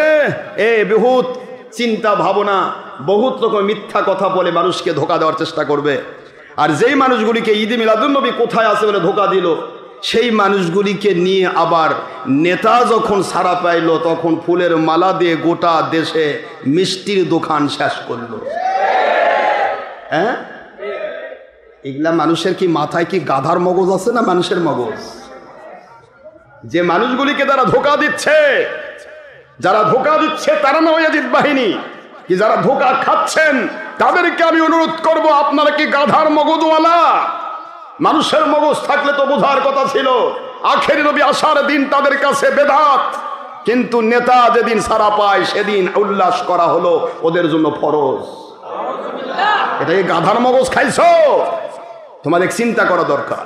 আমার নবীজি পাক সাল্লাল্লাহু আলাইহি ওয়াসাল্লামের বিষয়ে প্রতিটা মুন্সি ফতোয়া দিয়ে বেড়াচ্ছেন, ইন্নামা আনা বাশারুম মিসলুকুম, বলুন নবী আমি তোমাদের মতো মানুষ, নবীও মানুষ, আমরাও মানুষ, আমরাও মাটির, নবীও মাটি। ফতোয়া দিয়ে দিল। এখন নিজের শায়েখের নামে করছে মুফতি আজম, তুলতুলে বাংলা, বুলবুলে বাংলা, নূরে মুকাররম, অমুক তুমুক, নুরানি বয়ান, এইটা শোনো ওইটা শোনো। মানে হুজুরের নিজ শায়েখের, নিজ মুরব্বীর, নিজ হুজুরের হাজার রকমের লকব দিতে ভূষিত করতে সমস্যা নাই, মুহাম্মদ সাল্লাল্লাহু আলাইহি ওয়াসাল্লামকে বলতে হবে আমাদের মতো মানুষ।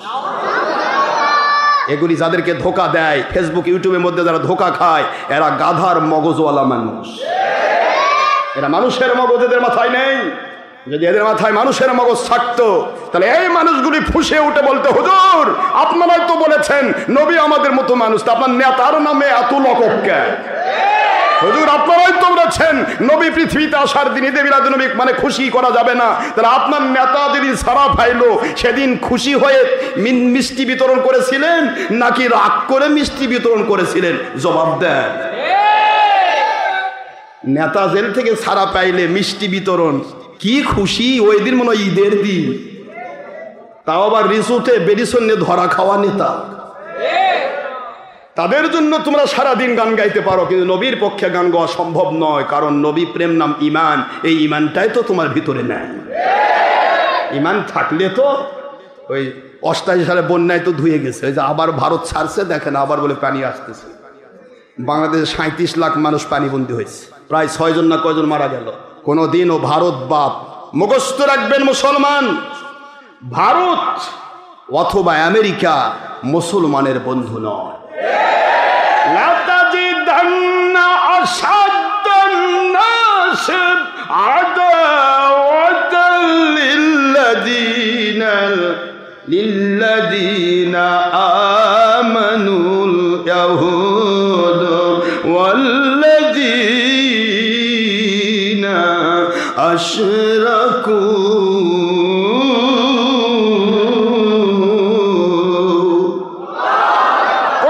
শরীফের সূরাতুল মাইদা শরীফ 5 নম্বর সূরা 6 নম্বর পারা, মদিনায় অবতীর্ণ আইন। আমার আল্লাহ পাক স্পষ্ট করে দিলেন, দুনিয়ার মানুষ 82 নম্বর আয়াত শরীফ দিয়ে বলেন, দুনিয়াতে ইহুদি নাসারা এবং মুশরিকিন আমি আল্লাহ তোমাদের রব, পালনিওয়ালা স্রষ্টা খালিক মালিক রব আল্লাহ। এ মুসলমান জাতি, ইহুদি নাসারা মুশরিকিন কোনোদিন তোমাদের বন্ধু হবে না, হবে না, হবে না। ওরা তোমাদের প্রকাশ্য শত্রু, এদের থেকে সাবধান থেকো। স্বয়ং স্রষ্টা খালিক মালিক রব তিনি আমাদেরকে বুঝিয়ে দিচ্ছেন, ইহুদি কোনোদিন মুসলমানের বন্ধু হবে না, খ্রিস্টান কোনোদিন বন্ধু হবে না, হিন্দু মুশরিক কোনোদিন বন্ধু হবে না। তাদেরকে যারাই মুসলমান বন্ধু বানাইছে, নির্দিষ্ট টাইমে তাদের খাওয়া দাওয়া শেষ হয়ে গেলে তাদেরকে আছাড় মেরে ফেলে দিয়েছে। শিক্ষা গ্রহণ করে না মুসলমান। মুসলমান যারাই তাদের মুখী হয়েছে তাদেরকে কখনো ইহুদি নাসারা সাহায্য করে নাই।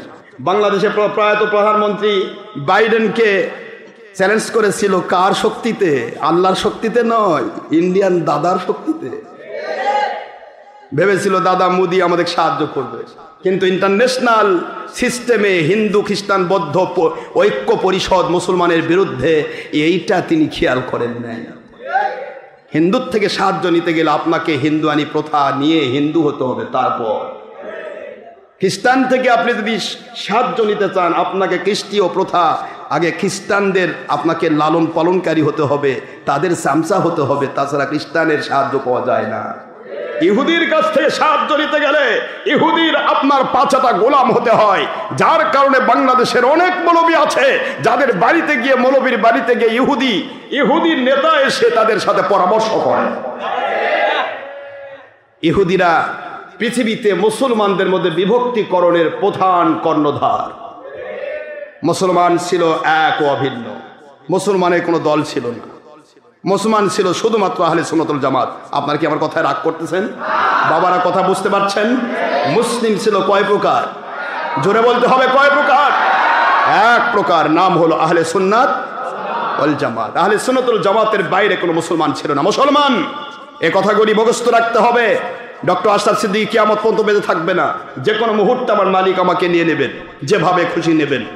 যে ছাগল, যে পশু, যে ছাগল, যে প্রাণী জবাই হয়ে যায়, কোরবানি হয়ে যায়, ওই কোরবানি হওয়া পশুর কি বলার অধিকার আছে আমাকে ভুনা করে খায়েন না ঝোল করে খায়েন?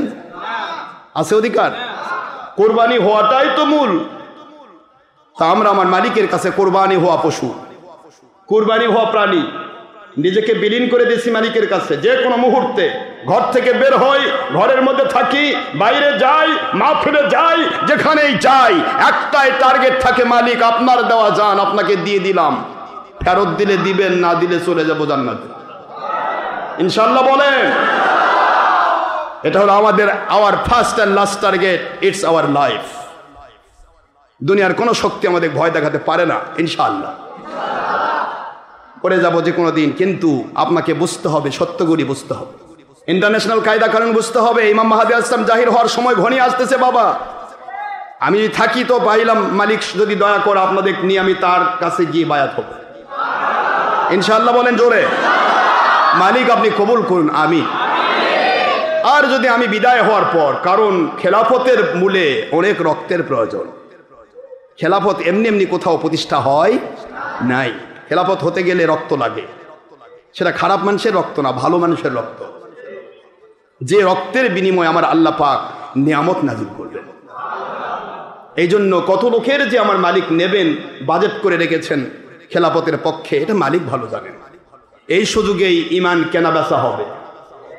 ইমান কি হবে? কেনা বেচা হবে। আপনাকে টার্গেট দেওয়া হবে, তুমি যদি আমার সাথে ইমাম হুসাইন রাদিয়াল্লাহু আনহুকে যা দেওয়া হয়েছিল, তুমি যদি হে হুসাইন রাদিয়াল্লাহু আনহু, আপনাকে আমরা কিছুই করব না, শুধু আপনি এজিদকে স্বীকৃতি দেন, আপনাকে মন্ত্রী বানাই দেওয়া হবে। আর নয়তো বা বেছে নেন, আপনাকে শহীদ করে দেওয়া হবে। কোনটা নেবেন? আমার হুসাইন রাদিয়াল্লাহু আনহু কোনটা নিয়েছিলেন? মন্ত্রীর পদ না শহীদি পদ? কেন? এটাই হলো মূল বিষয়। আপনাকে আমাকে কেনাবেচা করা হবে। এই মুহূর্তে যারা ইমানদার, হক্কানি আলেম, হক্কানি ওলিয়া উলিয়া, যারা সত্য বলতে ভয় পায় না, দিন রাত 24 ঘন্টা সত্যের উপরে চলেন, এমন ধরনের মানুষগুলিকে, এমন ধরনের মুমিনদেরকে, এমন ধরনের আল্লাহওয়ালাদেরকে আপনাকে কন্ডিশন দেওয়া হবে দুইটা। হয় আমাদের সাথে এক হয়ে যান, আমাদের বিরুদ্ধে বলা বন্ধ করেন, তাহলে আপনাকে এত অফার দিব, এই দিব, সেই দিব, দুনিয়া দিব, গাড়ি দিব, বাড়ি দিব। আর যদি আপনি আমাদের সাথে একমত না হন, তাহলে আপনাকে মেরে ফেলা হবে। কোনটা নিবেন? কেনা বেচা হবে ইমানের। আমার কথা বোঝেন নাই? দাজ্জাল আসলে কি হবে? দাজ্জাল কি করবে? দাজ্জাল কি করবে? ইমান কেনা বেচা করবে। তুমি আমাকে মানো, দেখো জান্নাত দেখা যাচ্ছে, ঢুকে যাও জান্নাতে। ওই তোমার বাপ মাও জাহান্নামে জ্বলতেছে, দেখছো? বাপ মাও দেখাবে। সবই তার ইন্দ্রজাল। বাপও নেয়, মাও নেয়, সে জাদু করে আপনার বাপ মাওকে দেখাচ্ছে। জান্নাতও নাই, জাহান্নামও তার কাছে নেই। জান্নাত তো আর মালিকের, জাহান্নাম আর মালিকের। দাজ্জাল পায় কই? ইন্দ্রজাল।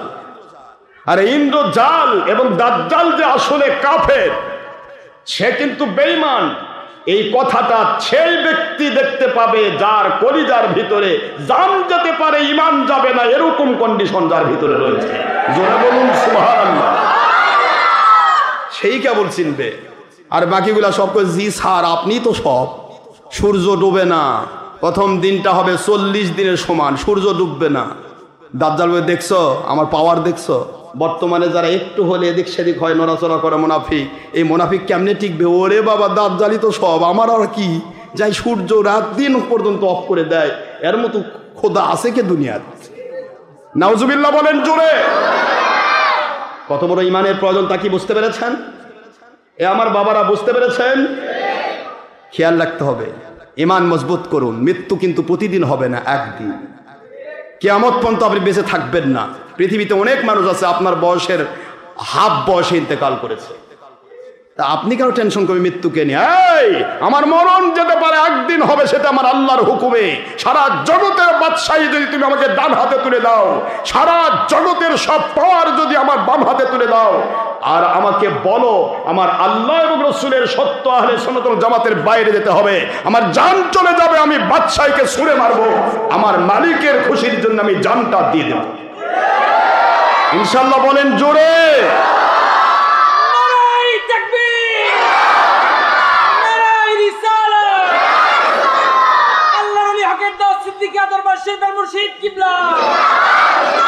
এই কন্ডিশন যতক্ষণ আপনার ভিতরে না ঢুকবে, যে কোনো মুহূর্তে আপনি টাকার লোভী, টাকার লোভ দেখায় আপনার ইমান কিনে নেবে।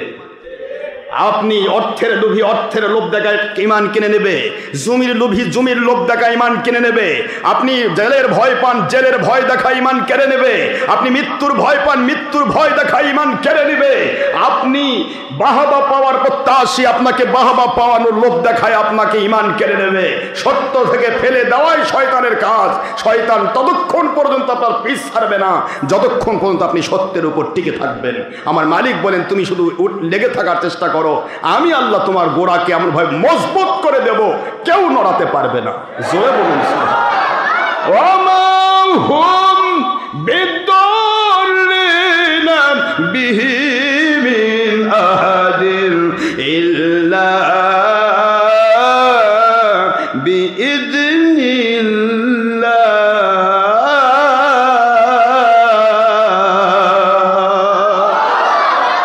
ওমা হুম বিদ্দুরিনা বিহি মিন আহাদিন ইল্লা বিইذনিল্লাহ। সূরাতুল বাকারা 2 নম্বর সূরা 1 নম্বর পারার শেষে 12 নম্বর রুকু 102 নম্বর আয়াত শরীফের একাংশ। আল্লাহ পাক রব্বুল আলামিন বলেন, দুনিয়ার মুসলমান মুমিন শুনে নাও, সারা জগৎ উলটপালট করে দেবে আমার আল্লাহওয়ালা মুমিন বান্দা বান্দি যারা, ওদের একটা পশম পরিমাণ ক্ষতি করার সুযোগ আমি আল্লাহ দিব না। আল্লাহ পাক বলেন আমি ক্ষমতা দেব না। লা তাজলিমুন ওয়ালা তুজলামুন, তোমরা জুলুম করো না, তোমাদের উপরে জুলুম আমি আল্লাহ সহ্য করব না। একটু জোরে বলতে হবে সুবহানাল্লাহ। জুলুম করবে না, জুলুম সহ্য করা হবে না। আল্লাহ পাকের দিকে মুতাওয়াজ্জহ হন বাবা। শয়তান কিন্তু ধোঁকা দেবেই, শয়তান ধোঁকা দেওয়ার জন্য প্রস্তুত প্রতিটা মুহূর্ত। মনে রাখবেন, আমার অনেক মুরিদ আছে এক এলাকায়, পুরা গ্রামের মধ্যে একজন, পুরা গ্রামের বাতিল কোম্পানি ভয় দেখায়, তুমি কি আমরা কত। আপনাকে বলতে হবে সূর্য কয়টা লাগে? গোটা জগতে যদি সূর্য থাকে তাহলে আলো নিবে কে? আলোর ঠেলায় না মানুষ মরে যাবে পুড়ে। এক একটা মুরিদ মনে রাখবেন, অহংকার করবেন না, হিংসা নয়। মনে রাখবেন হিংসা, অহংকার, লোভ, মিথ্যা, বিদ্বেষ এগুলি মানুষকে ঈমানহারা করে, এগুলি মানুষকে কখনো আল্লাহওয়ালা বানায় না। এটা খেয়াল রাখতে হবে। ভিতর যেন গরম না হয়, আমি কি একটা, আনা খয়রুম মিনহু, আমি অমুকের চেয়ে উত্তম, এই কথা একমাত্র শয়তান বলবে, কোনো আল্লাহওয়ালা নয়। এটা পীর হোক, পীরের মুরিদ হোক, আলেম হোক আর জালেম হোক, এ কথা বলতে পারে না আমি ওর চেয়ে উত্তম। উত্তম কে? আমার মালিক বিচার করবেন, আমি আমার মালিকের গোলাম। এটা আপনার টার্গেট হবে। শয়তান কিন্তু এক একটা বিষয় নিয়ে মানুষকে ধোঁকা দেয়। আজকে আমরা কত আমল করছি, যে হাদিসটাই বলতে চেয়েছিলাম বলবো কি মনে হয় না? বলবো। শয়তান কতভাবে ধোঁকা দেয় মানুষকে, ভিতরে গরম করে দেয়, অহংকার ঢুকায় দেয়। দেখ অহংকারটা করে দেখ। ইবলিস শয়তান কয়, শয়তান যেরকম 6 লক্ষ মতান্তরে 9.5 লক্ষ বছর ইবাদত করে একটু অহংকার আসার কারণে সব বরবাদ হয়েছে, তোকেও আমি বরবাদ করে দিতে চাই। অহংকার করে দেখ। শয়তান খালি গুতায়, অহংকার কর, তুই কি একটা হয়ে গেছিস। শয়তান গুতানি দেয়, এই হিংসা কর, হিংসা কর, অমুকের উপর হিংসা কর। আর হিংসা এমন আগুন, তোর জীবনের সব আমল বরবাদ করে দিবে, আল্লাহ রহমত থেকে বঞ্চিত হয়ে যাবে। মানুষের নেক আমলের কারণে আল্লাহ রহমত তার উপর ছায়ার মতো থাকে। মনে রাখবেন ভালো করে, কি মতো থাকে? জোরে বলতে হবে। একটু জোরে বলতেন। যখন মানুষ নেক আমল করে, নামাজ পড়লো, রোজা রাখলো, হজ করলো, জাকাত দিল, ভালো কাজ করলো, নফল ইবাদত, ইশরাক, সাস, দাওয়াল, আওয়াবিন, তাহাজ্জুদ পড়লো, কোরআন শরীফ তেলাওয়াত করলো, জিকির ফিকির করলো, দরুদ সালাম, মিলাদ, কিয়াম পড়লো, যত আমল নেক আমল করে, সমস্ত নেক আমল করার সময় আল্লাহ পাকের রহমত তার উপরে এরকম আবৃত করে থাকে, ঢেকে থাকে। যেই মাত্র হিংসা করে, আগুন দিয়ে সব আমল পুড়ে গেল, রহমত উঠে গেল। নাউজুবিল্লাহ বলবেন না? কত বড় মারাত্মক ব্যাধি দেখছেন? যেই মাত্র তার ভিতরে হিংসা জন্ম দিল, সে হিংসা, হিংসা বোঝেন তো? হিংসা বোঝেন না? ওই কেন বড় হবে, ও কেন এই হবে, এটা হিংসা। ও বড় হয়েছে, আপনিও আল্লাহকে দোয়া করেন, আল্লাহ ওনাকে যেরকম বড় করেছেন, আল্লাহ আমাকেও বড় করেন। আপনিও চেষ্টা চালান, বড় হতে সমস্যা নেই তো। আরেকজনকে বড় করেছে, আপনি হিংসা করে কি ছোট হবে? যাকে আল্লাহ বড় করে তাকে আপনি ছোট বানাতে পারবেন? মাঝখানে খালি নিজের নামাজ রোজা হজ জায়গাগুলো পুড়ে গেল, আর উপর থেকে রহমতের চাদরটা সরে গেল। এই রহমতের চাদর ততক্ষণ পর্যন্ত থাকে যতক্ষণ পর্যন্ত একটা মানুষ হিংসুক না হয়। আমার কথা বুঝতেছেন? এগুলা বেধি না বাবা? এই বেধিগুলো আমাদের আছে না নাই? মহিলা হোক, পুরুষ হোক, আম্মারা যারা আছেন শোনেন, মা বোনদের মধ্যে হিংসাটা বেশি। অনেক মা আছে হিংসা বেশি, অনেক মা আছে আবার ফাতেমা, খাদিজা রাদিয়াল্লাহু আনহা, ওনাদের সেই সিফত অনুসারে চলার চেষ্টা করে, সেটা তো আলাদা মা। সেগুলি মা তো রত্নগর্ভা, তাদের পেট থেকে শুধু ওলি বের হবে, কোনোদিন জালেম বের হবে না। যে মা হিংসা মুক্ত, যে মা অহংকার মুক্ত, যে মা বিদ্বেষ মুক্ত, যে মা জালেম নয়, মজলুম, ওই মায়ের পেট হয় রত্নগর্ভ। তার থেকে আল্লাহ পাক দুনিয়াবাসীকে হেদায়েত দানকারী ওলিয়া উলিয়া পেশ করে। বলি খেয়াল রাখতে হবে আম্মা জানেরা, আপনি আল্লাহওয়ালা আপনার পেটের ভিতরেই তৈরি হবে। আপনি নিজেই ঠিক হন, আপনি পুরুষ মানুষ, আপনি ঠিক হন, আপনাকে হিংসা করা যাবে না। হিংসা এক আলাদা ব্যাধি, এই ব্যাধিগুলি আমাদের আমল নষ্ট করে। এই জন্য মূল হাদিসটা বলি আপনাদেরকে আমি বোঝাতে চাচ্ছিলাম। হুজুরকে বলা হলো, কত ভালো মানুষ আছে ইন্তেকালের সময় কষ্ট পায়, মনে আছে? কত খারাপ মানুষ আছে সারাটি জীবন খারাপ কাজ, কিন্তু মৃত্যুর সময় অত্যন্ত শান্তিপূর্ণভাবে মৃত্যু হয়। হয় না? এরকম আছে না? সমাজে দেখা যায় না? আল্লাহর বন্ধু, আপনার আমার নবী, দু জাহানের বাদশাহ আমার আল্লাহ পাক যাকে বানাইছেন, সৃষ্টিকুলের শ্রেষ্ঠ জানে যাকে বানানো হয়েছে, মুহাম্মাদুর রাসূলুল্লাহ সাল্লাল্লাহু আলাইহি ওয়াসাল্লাম পাক জবান মুবারকে ইরশাদ মুবারক করেন, ও আমার উম্মতেরা, প্রতিটি খারাপ মানুষের কিছু না কিছু ভালো আমল থাকে। কি থাকে? ওই ভালো আমলের কারণে আল্লাহ রব্বুল আলামিন তার অন্তরের শান্তি যদিও তুলে নেন অন্যায়ের কারণে, অবিচারের কারণে, কিন্তু দুনিয়াতে লোক চক্ষু দিয়ে দেখা যায় ওদের বাড়ি আছে, ওদের গাড়ি আছে, ওদের টাকা পয়সা আছে, জমিদারি আছে, সন্তান আছে, সন্তানের অভাব নাই, সুন্দরী নারী স্ত্রী, সব কিছু নিয়ে সে শান্তিতে আছে। এটা চোখের দেখা যায়, কিন্তু আসলে তার অন্তরের শান্তি আমার আল্লাহ উঠায়া নেন। এই উপরের লেভেলটা দেখানো যায় শুধু তার কিছু নেক আমল ক্ষয় করার জন্য। মন দেন, নেক আমলগুলি ক্ষয় করার জন্য। মানুষের ভালো করেছে, ভিক্ষুককে ভিক্ষা দিয়েছে, মসজিদ বানিয়ে দিয়েছে, আল্লাহওয়ালাকে ভালোবেসেছে। কথা বলেন না কেন? এই আমলগুলির জন্য আল্লাহ বলেন, ওয়ামাল্লাহু বিযাল্লামিল লিল আবিদ,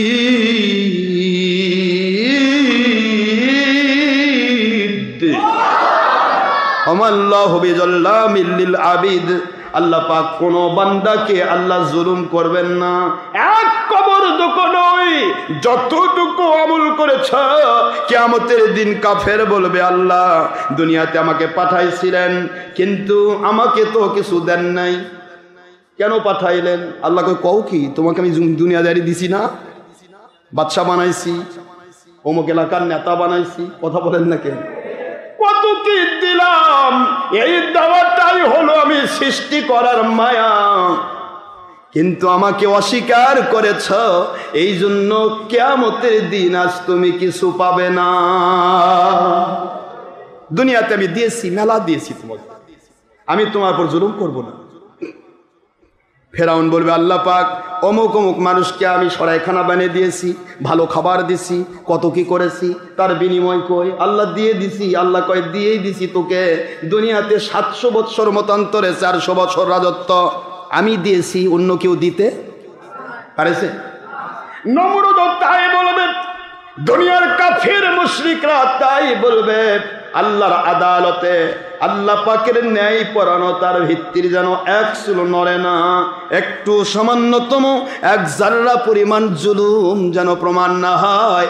এই জন্য দুনিয়াতে যেই ব্যক্তি যতই রকমের অন্যায়কারী হোক, তার নেক আমল যেগুলো আছে ওইগুলোর বিনিময় দুনিয়াতে দিয়ে দেওয়া হয়। বুঝতে পেরেছেন? নেক আমলগুলোর বিনিময় কোথায় দেওয়া হয়? যেমন ইবলিস শয়তানকে দেওয়া হলো। ইবলিস শয়তান বলে, আল্লাহ আমি তো কত আমল করেছি, 6 লক্ষ 9.5 লক্ষ বছর ইবাদত করলাম, সেটা গেল কই? কাফের বানায় দিছেন, আমার বিনিময় কই? আল্লাহ কয়, বিনিময় কি চাও বলো? কই কিয়ামত পর্যন্ত হায়াত চাই, দিয়ে দিলাম। কথা বলে না, দিয়ে দিলাম। এত ইবাদত করছো, তোমার মতো ইবাদত আর কেউ যখন করে নাই, এত ইবাদতগার তুমি, যাও কিয়ামত পর্যন্ত হায়াত দিলাম। আর কি চাও? কয় আপনার সমস্ত বান্দার ভিতরে আমি মুহূর্তের মধ্যে ঢুকতে চাই, বের হতে চাই। আল্লাহ কয়, দিয়ে দিলাম। এগুলি তার ইবাদতের বিনিময়। বলে না কি, বলে কি? ইবাদতের বিনিময়। যদিও একটা মানুষ যখন মুমিন থেকে কাফের হয়ে যায়, তার সব নেক আমল বরবাদ হয়ে যায়, কিন্তু আমার আল্লাহ কয়, বরবাদ তো হয়েছে, তবুও ওর প্রশ্ন করার কোনো অধিকার রাখবো না। একটু জোরে বলবেন না সুবহানাল্লাহ। এর নামই হলো আল্লাহ পাক আদেল, ন্যায় বিচারক। ওমাল্লাহু বিযাল্লামিল লিল আবিদ। আল্লাহ পাক কোনো বান্দাকে অবিচার করবেন না, জুলুম করবেন না। এইভাবে করে ওই বান্দাটা যেহেতু কাফের, ওই বান্দাটা যেহেতু মুশরিক, যেহেতু অন্যায়কারী, জালেম, আমি তো ওয়াদা করেছি জালেমদেরকে হেদায়েত দেব না, কিন্তু তার নেক আমলগুলির যদিও ধ্বংস হয়ে গেছে, আমি ধ্বংস হওয়ার পরেও এর বিনিময় দুনিয়াতে যতটুকু দরকার আমি দিয়ে দিব। বাড়ির মালিক, গাড়ির মালিক, নারীর মালিক, টাকার মালিক, পয়সার মালিক, সব কিছু দিয়ে দেব। এরপরেও মৃত্যুর পূর্বে যদি কিছু নেক আমল থাকে, মুসলিম শরীফের হাদিস প্রমাণ করে, হুজুর সাল্লাল্লাহু আলাইহি সাল্লাম বলেন, মৃত্যুর জাকানটা আমি কমায় দিয়ে তাকে আমি সহজ সরল মৃত্যু দিয়ে দুনিয়াতে নেক আমল সব কিছু ক্ষয় করায় ওকে কবর থেকে কিয়ামত পর্যন্ত ওকে আমি নিষ্ফল, সে নেক আমলবিহীন নিষ্ফল একটা কাফের মুশরিক বা একটা বেদিন বদ্দিন করে কিয়ামতে তুলবেন আমার আল্লাহ। হুজুর বলেন, এই জন্য অনেক বদকার মানুষ আছে, তার মৃত্যুর সময় কষ্ট হয় না। বুঝতে অসুবিধা হচ্ছে? এতে ভয় পাওয়ার কিছু নাই, চিন্তা করার কিছু নাই। বগুড়া থেকে একই গাড়িতে একজন যাচ্ছে, এই কথাগুলো আমি দৃষ্টান্ত দেই বারবার, মন দিয়ে শুনবেন। একই গাড়িতে যাচ্ছে 2 জন ব্যক্তি, আমি 2টা ব্যক্তি বলি, বেশি দরকার নেই। একজন গিয়ে দেখলো, দৌড়াদৌড়ি ঝাপাঝাপি করে গিয়ে দেখে গাড়িতে সিট নাই। সিট তো নাই, বরং দাঁড়িয়ে। মফিস গাড়ি, কথা কয় না। কি গাড়ি? এর নাম মফিস কেন কইছে আল্লাহ জানে।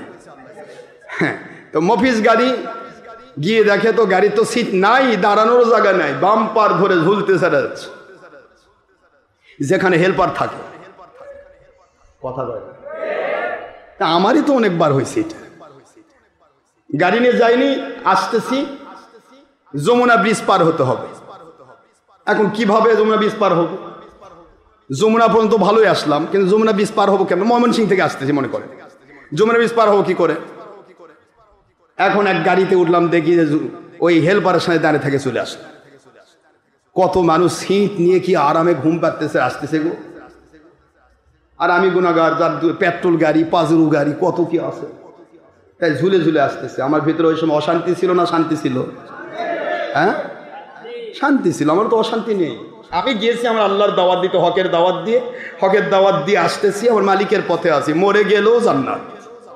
আপনারা জানেন না, যে ব্যক্তি ঘর থেকে বের হলে, এই যে আপনারা ঘর থেকে বের হয়েছেন আল্লাহকে পাওয়ার আশায়, হক প্রত্যাশী হয়ে, আপনি ঘর থেকে বের হয়ে ঘরে পৌঁছা পর্যন্ত এই সময় যদি আপনার যেভাবেই মৃত্যু হোক, আপনি মৃত্যু আর জান্নাতের মাঝখানে শুধুমাত্র মৃত্যুটাই পার্থক্য, সরাসরি জান্নাত।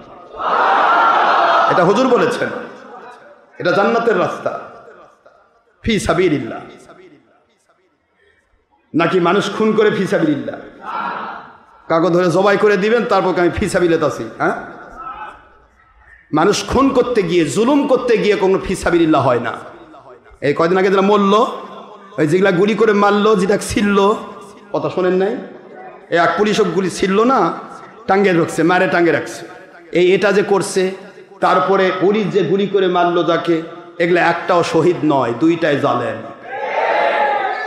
জুলুম করতে গিয়ে কেউ কোনো শহীদ হয় না। কেউ আল্লাহ রাস্তায় বের হয়েছে, তাকে জুলুম করে মেরে ফেলা হয়েছে, এই ব্যক্তি হবে শহীদ। তারপরও ভিতরে ঈমান থাকা সত্য। শহীদের মর্যাদা পেতে কি পাওয়া সত্য? ঈমান থাকা সত্য। ঈমান না থাকলে সে শহীদ হবে না। এখন তো অমুক নারায়ণ চক্রবর্তী শহীদ,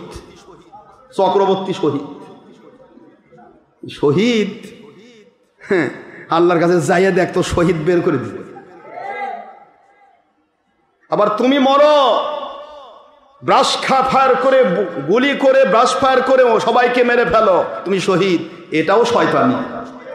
তুমি নিজে মরো, আত্মহত্যা, অন্যকে মারো, জুলুম। দুইটাই জুলুম হয়ে, তুমি জুলুম করে শহীদ হলে না, জাহান্নামের রাস্তায় ঢুকে গেল। এগুলি শহীদি মর্যাদা নয়। আপনাদের শুধু কষ্ট দেয়, আমি বলতে পারি না কথাগুলো। তো এরকম হয় না অনেক সময়? আপনি তো যান গাড়িতে গেলে, দেখা যাচ্ছে আমার খুব জরুরি ঢাকায় যেতে হবে, হঠাৎ করে গেছেন যে কোনো ভালো গাড়ি নাই, ভিআইপি গাড়ি নাই, সব মফিস গাড়ি, ওটা লাগে না? কথা করে, ওটা লাগে তো, যেতেই হবে। আর আমারটা তো তাই, আমাকে মাহফিল ধরতেই হবে। এখন কিভাবে যাব, মালিক কেমনে নিবে? কখনো ঠেলা গাড়ি, কখনো ভ্যান গাড়ি, কখনো সিএনজি, কখনো অটো, কখনো মফিস গাড়ি, কখনো ভিআইপি গাড়ি, কখনো পেট্রোল বা জিরো। কথা বলছেন না কেন? কখনো আবার উপর দিয়ে। সবই তো আমি চলি, আমার মালিক ছাড়া। কিন্তু প্রশ্ন হলো, আমাকে যেতে হবে মাহফিলে, আসতে হবে বগুড়ায়। এই জন্য আমাদেরকে এই জিনিসগুলি আমাদেরকে মুখাপেক্ষী হতে হয়। ঠিক না? বা ঠিক বলে? ঠিক ওইভাবে দৃষ্টান্তেশন, example is better than good advice. আমার বাবারা, মুসলমানেরা, একই গাড়িতে দুইটা লোকের আমি দৃষ্টান্ত দিচ্ছি। এক লোক এত ভিআইপি, গোটা দুইটা সিট রিজার্ভ করা, সিটের মধ্যে শুয়ে হাত পা ছেড়ে দিয়ে বসে আছে, চারিদিক থেকে পুলিশ পাহারা দিচ্ছে। কি দামি না? কথা বলেন। আপনার চারদিক থেকে দেখবেন আর বলবেন, কি রে, কি দামি লোক, দুইটা সিট রিজার্ভ করে চারদিক দিয়ে পুলিশ পাহারা দিয়ে যাচ্ছে, কি দামি লোক। আর আমি এক হতভাগা, সিটও পাইলাম না, হেল্পারের সাথে দাঁড়িয়ে থাকে যাচ্ছি। দুইজনকে দেখলেন আপনি, একজন হেল্পারের সাথে দাঁড়িয়ে থেকে বাম্পার ধরে যাচ্ছে, আর আরেকজন দুই সিট রিজার্ভ করে পুলিশের প্রহরার মধ্য দিয়ে যাচ্ছে। আপনি দেখলেন দুইটার মধ্যে কত পার্থক্য। কিন্তু যেই ব্যক্তিকে পুলিশে প্রহরা দিয়ে নিয়ে যাচ্ছে, সে ব্যক্তি হলো ফাঁসির আসামি। কিসের আসামি? ফাঁসির আসামি। ওসি আল্লাহর কাছে দোয়া করে, আল্লাহ রাস্তাটা বড় হলে হয়, এইটুকুই তো রাস্তা, একটু বড় হোক না আল্লাহ, একটু দেরি হোক, জ্যামের মধ্যে পড়ুক। কথা বলেন না কেন? জ্যামের মধ্যে পড়লে, তার মানে ফাঁসির আসামি বগুড়া থেকে ট্রান্সফার হচ্ছে ঢাকা কাশিমপুর, ঢাকা কেন্দ্রীয় কারাগারে নেওয়া হবে, তাকে ফাঁসি দেওয়া হবে। এখান থেকে রাস্তা পর্যন্তই এর টাইম, গেলেই ফাঁসি। এর ভিতর কি শান্তি! দুইটা চার জায়গায় 2000 সিট যদি রিজার্ভ করা থাকে, 2000 বাসও যদি অর্জন রিজার্ভ করা থাকে, ওর ভিতরে শান্তি দিল কে? কথা বলে, আছে শান্তি? ওর ভিতরে শান্তি আছে? ওর ভিতরে চিন্তা আছে, রাস্তা বড় হোক, জ্যামের মধ্যে পড়ুক, এই টাইমটাই আমার টাইম, গেলেই তো ফাঁসি। দেখাটা কিরকম বুঝতে পারছেন? আরেক দিকে যেই ব্যক্তি বাম্পার ধরে ঝুলে ঝুলে যাচ্ছে, তাকে ঢাকা থেকে কোনো এক কোম্পানি গ্রেট অফার দিয়েছে, আপনি শুধু বগুড়া থেকে ঢাকায় আসবেন, আসার সাথে সাথে আপনাকে একটা পেট্রোল বা বড় BMW গাড়ি, কথা বলে থাকে, BMW গাড়ির চাবি হস্তান্তর করা হবে, ঢাকাতে বিশাল বড় 22 তলা বিল্ডিং হস্তান্তর করা হবে, এইটা আপনাকে দেওয়া হবে। শুধুমাত্র ঢাকা পৌঁছলে আপনি এটা পেয়ে যাবেন। কিন্তু লোকটা যাচ্ছে ঝুলে ঝুলে, কথা কয়, লোকটা কিভাবে যাচ্ছে? বাম্পার ধরে ঝুলে ঝুলে যাচ্ছে। সারা দুনিয়ার মানুষ দেখলো লোকটি বিপদে বড় কষ্টে আছে, ওর ভিতরে কষ্ট নাই গো, ওর ভিতরে শুধুমাত্র BMW গাড়ির চাবি ঘুরতেছে, ওর ভিতরে শুধু 22 তলা বিল্ডিং এর চাবি হস্তান্তর ঘুরতেছে। ও ঝুলে গেলেও শান্তির মধ্যে আছে। আমার নবীজি বলেন, দুনিয়ার মুসলমানেরা রে, আল্লাহ মুমিন কামিল বান্দা যারা হয়ে যায়, ওরা গাছতলার মধ্যে বসে থেকে ওরা ভাববে আমার এই দুনিয়ার সামান্য 60, 70, 100 বছরের জীবনটা, এই রাস্তাটা একটু কষ্ট করছি, কবরে গেলেই তো আমার মালিক আমাকে 10 পৃথিবীর সমান জান্নাত দান করবে। আমার মালিক তো আমাকে সন্তুষ্টি দান করবেন, আমার মালিক তো আমাকে অনেক নিয়ামত দান করবেন। এই নিয়ামতই তার ভিতরে শান্তি ভরে রাখে। গাছতলায় বসেও শান্তি, বাঁশতলায় বসেও শান্তি, রোদের মধ্যেও শান্তি, দুনিয়ার যেখানেই যায় তার অন্তরের মধ্যে শান্তি।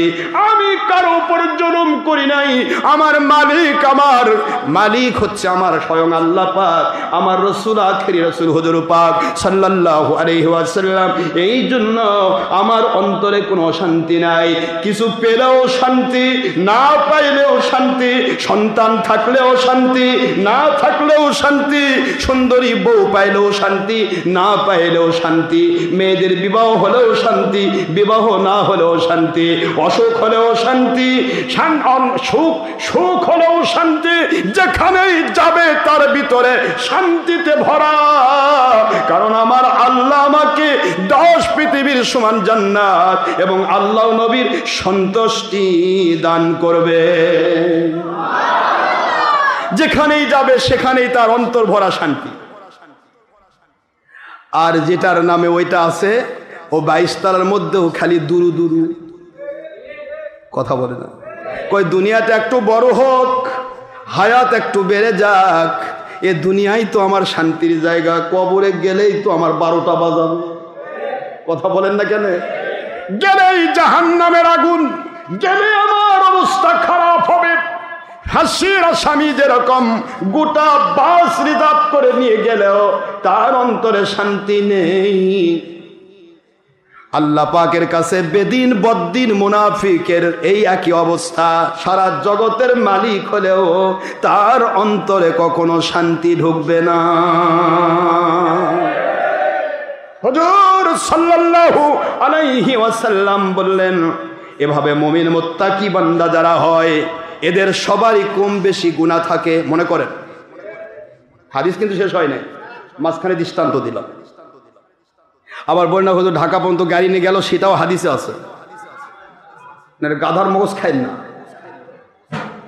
বোঝার মধ্যে ভুল করবেন না। এটা তো এক্সাম্পল বলেছি আগেই, দৃষ্টান্ত দিলাম।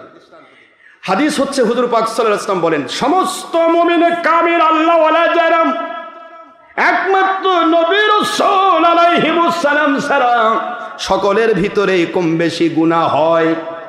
কথা বলে না কেন? গুনাহ হয় কি না? গুনাহ হয়। এই গুনার কারণে আমার আল্লাহ পাক তাদেরকে একটু বিপদে রাখেন, যাতে গুনাহ মাফ হয়ে যায়। হুজুর বলেন, তোমাদের গুনাহ মাফ করে দেওয়ার কত পদ্ধতি রেখেছি। পকেটের ভিতরে একটি জিনিস রেখেছ, পকেট 3-4টা, এ পকেট ও পকেট নাই কেন, চাবিটা গেল কই? এই যে পকেট ও পকেট, 4 পকেট যে কষ্ট করে খুঁজতেছেন। হুজুর বলেন, মুমিনলে ভয় পেও না, এর বিনিময়ে তোমার সগীরা গুনাহ মাফ করে দেওয়া হয়। কি মালিকের গোলাম আমরা! একটু চিন্তা করেন তো আব্বারা, কোন মালিকের গোলাম? এটা পকেটে কোনো জিনিস পাইতে গিয়ে একটু পেরেশানি হয়, এটাতেও নাকি আল্লাহ গুনাহ মাফ করে। কোন মালিকের গোলাম? একবার দরুদ শরীফ পড়লে 10টা রহমত নাজিল হয়, 10টি গুনাহ মাফ হয়ে যায়। কোন মালিকের গোলাম? হক্কানি ওলিয়া আউলিয়ার চেহারার দিকে তাকালে গুনাহগুলি ঝরে ঝরে পড়তে থাকে। কোন মালিকের গোলাম? মা বাবার খেদমত করলে তার গুনাহগুলি ঝরতে থাকে। গুনাহ ঝরার কত রাস্তা আমার মালিক সেটিং করে রেখেছে, গুনাহ ঝরার রাস্তা। এমনকি ইমামে আজম রহমতুল্লাহ আলাইহি বসা একজন ব্যক্তি ওযুখানায় ওযু করতেছেন, আল্লাহর ওলি বলেন, বাবা এই গুনাহটা থেকে নিজেকে রক্ষা করো। লোকটি বলে, হুজুর ও আল্লাহর ওলি, বুঝলাম না আমি গুনাহ করেছি, আপনি দেখলেন কেমনে? আল্লাহর ওলি বলেন, আমি দেখতে পাচ্ছি তুমি যে ওযু করতেছো, ওযুর পানির মধ্য দিয়ে তোমার গুনাহগুলি ঝরে ঝরে পড়তেছে। তোমার গুনাহগুলি ঝরে ঝরে যাচ্ছে। আজকে সকাল থেকে জোহর নামাজ পর্যন্ত যত গুনাহ করেছো, সমস্ত সগীরা গুনাহগুলি ঝরে ঝরে যাচ্ছে। আমি দেখতে পাচ্ছি বাবা তুমি নামাজওয়ালা মানুষ। ইন্নাস সালাতা তানহা আনিল ফাহশাই ওয়াল মুনকার। তুমি কি বুঝো না? নামাজ তো মানুষকে গর্হিত কাজ থেকে বাঁচায়। তুমি এমন নামাজি কেন হবে বাবা? তোমার কেন গুনাহ হবে? গুনাহগুলি ছাড়ো। সকাল থেকে এই পর্যন্ত যা গুনাহ করেছো তোমার ওযুর পানির মধ্যে ঝরে যাচ্ছে। গুনাহগুলি বাদ দিয়ে দিলে তো আল্লাহ তোমাকে খুশি হয়ে ওলি বানায়া দেবে। তুমি গুনাহগুলি ছাড়ো। লোকটি বলে, হুজুর আমি গুনাহগুলি করেছি, আপনি যা বলছেন সকাল থেকে জোহর পর্যন্ত যে গুনাহগুলি ঝরে যাচ্ছে আপনি বলতেছেন, এই গুনাহগুলি আমি করেছি, দুনিয়ার কেউ দেখে নাই, আপনি দেখতে পাইলেন কেমনে? হুজুর বলেন, আমার আখেরি নবী দু জাহানের বাদশাহ হুজুর পাক সাল্লাল্লাহু আলাইহি ওয়াসাল্লাম বলেছেন, যে ব্যক্তি ওযু করে আল্লাহকে খুশি করার জন্য নামাজ আদায়ের লক্ষ্যে, ওযু গেলেই ওযু করে, ওযুর সাথে সাথে তার পূর্বের সগীরা গুনাহগুলি ঝরে যায়। কোন মালিকের গোলাম আমরা? ওযুর পানির মধ্যে গুনাহ ঝরে যায়। রে মুসলমান, নামাজই পড়বেন না, গুনাহ ঝরবে কেমনে? ওলির কাছে যাবেন না, গুনাহ ঝরবে কেমনে? দরুদ সালাম তো পড়বেনই না, বেদাত কেমনে আপনার গুনাহ ঝরবে? আপনি কিভাবে গুনাহ ঝরাবেন? বাবারা আমার, 5 ওয়াক্ত নামাজ আদায় করুন, নামাজ মিস করবেন না। আমার মুরিদ মুতাকিদ ভক্ত যারা পুরুষ মহিলা যে ইনসান, টাইম বিশাল। জোহরের টাইম আসর পর্যন্ত, আসরের টাইম মাগরিবের 23 মিনিট আগ পর্যন্ত, মাগরিবের টাইম এশার আগ পর্যন্ত, এশার টাইম ফজরের আযান পর্যন্ত, ফজরের সময় পর্যন্ত, সেহরির সময় পর্যন্ত। এ সমস্ত এত বড় সময় থাকতে নামাজ কেন মিস করবেন বাবা? আমার কোনো মুরিদ নামাজ মিস করবেন না, অনুরোধ করব নামাজ আদায় করুন। আপনার জীবনের 5 বার যে ওযু করেছেন, 5 বারের সকল গুনাহগুলি ঝরে যাবে। কতগুলি গুনাহ আপনার হয়েছে এই নামাজ থেকে ওই নামাজ পর্যন্ত, সমস্ত গুনাহগুলি আল্লাহ পাক ঝরাই দেবে। হুজুর সাল্লাল্লাহু আলাইহি ওয়াসাল্লাম বললেন, শীতকালে বৃক্ষের পাতাগুলি ঝরে পড়ছে। আল্লাহর হাবিব সাল্লাল্লাহু আলাইহি ওয়াসাল্লাম বলে, এই যে পাতাগুলি ঝরে পড়ছে দেখছো? বলে, হ্যাঁ। আমার আল্লাহ পাক রব্বুল আলামিন, আমার মুমিন বান্দা মুত্তাকি আল্লাহ পাকের বান্দা যারা, আমার সত্যিকারের উম্মত যারা, তখন যারা নামাজে দাঁড়িয়ে যায় পুরুষ মহিলা, জোহর থেকে আসর, আসর থেকে মাগরিব, মাগরিব থেকে এশা, এশা থেকে ফজর, এতগুলি যতগুলি সগীরা গুনাহ হয়, প্রত্যেক নামাজের ওযুর কারণে তাদের এই শীতকালীন গাছের পাতাগুলি যেমন ঝরে পুরা গাছ শূন্য হয়ে যায়, তার জীবনের সমস্ত গুনাহগুলি আল্লাহ ঝরে ঝরে শূন্য করে দেন। তো জোরে বলতে হবে মুসলমান, সুবহানাল্লাহ। বিসমিল্লাহ কোনোদিন নামাজ মিস করবেন না। পারতপক্ষে যখনই ওযু যাবে, সম্ভব হলে ওযু করে নেবেন।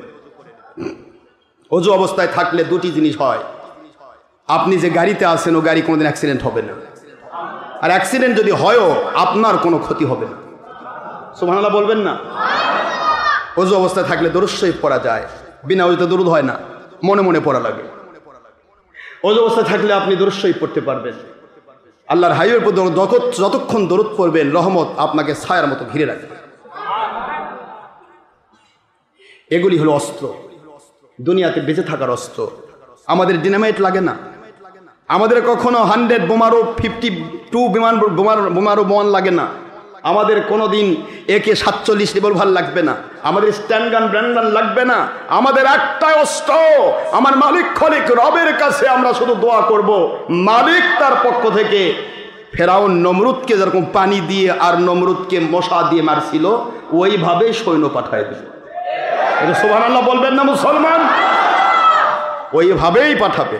এটা আল্লাহ বলেছেন প্রতিটা জায়গায়, ওয়া কাযালিকা নুনজিল মুমিনিন ইন্না কাযালিকা নাজজিল মুহসিনিন। আমি নবী রাসূলকে যেভাবে সাহায্য করেছি আমি মুমিন মুত্তাকি আল্লাহ ওয়ালাদেরকে ওইভাবেই সাহায্য করব। জোরে বলুন সুবহানাল্লাহ।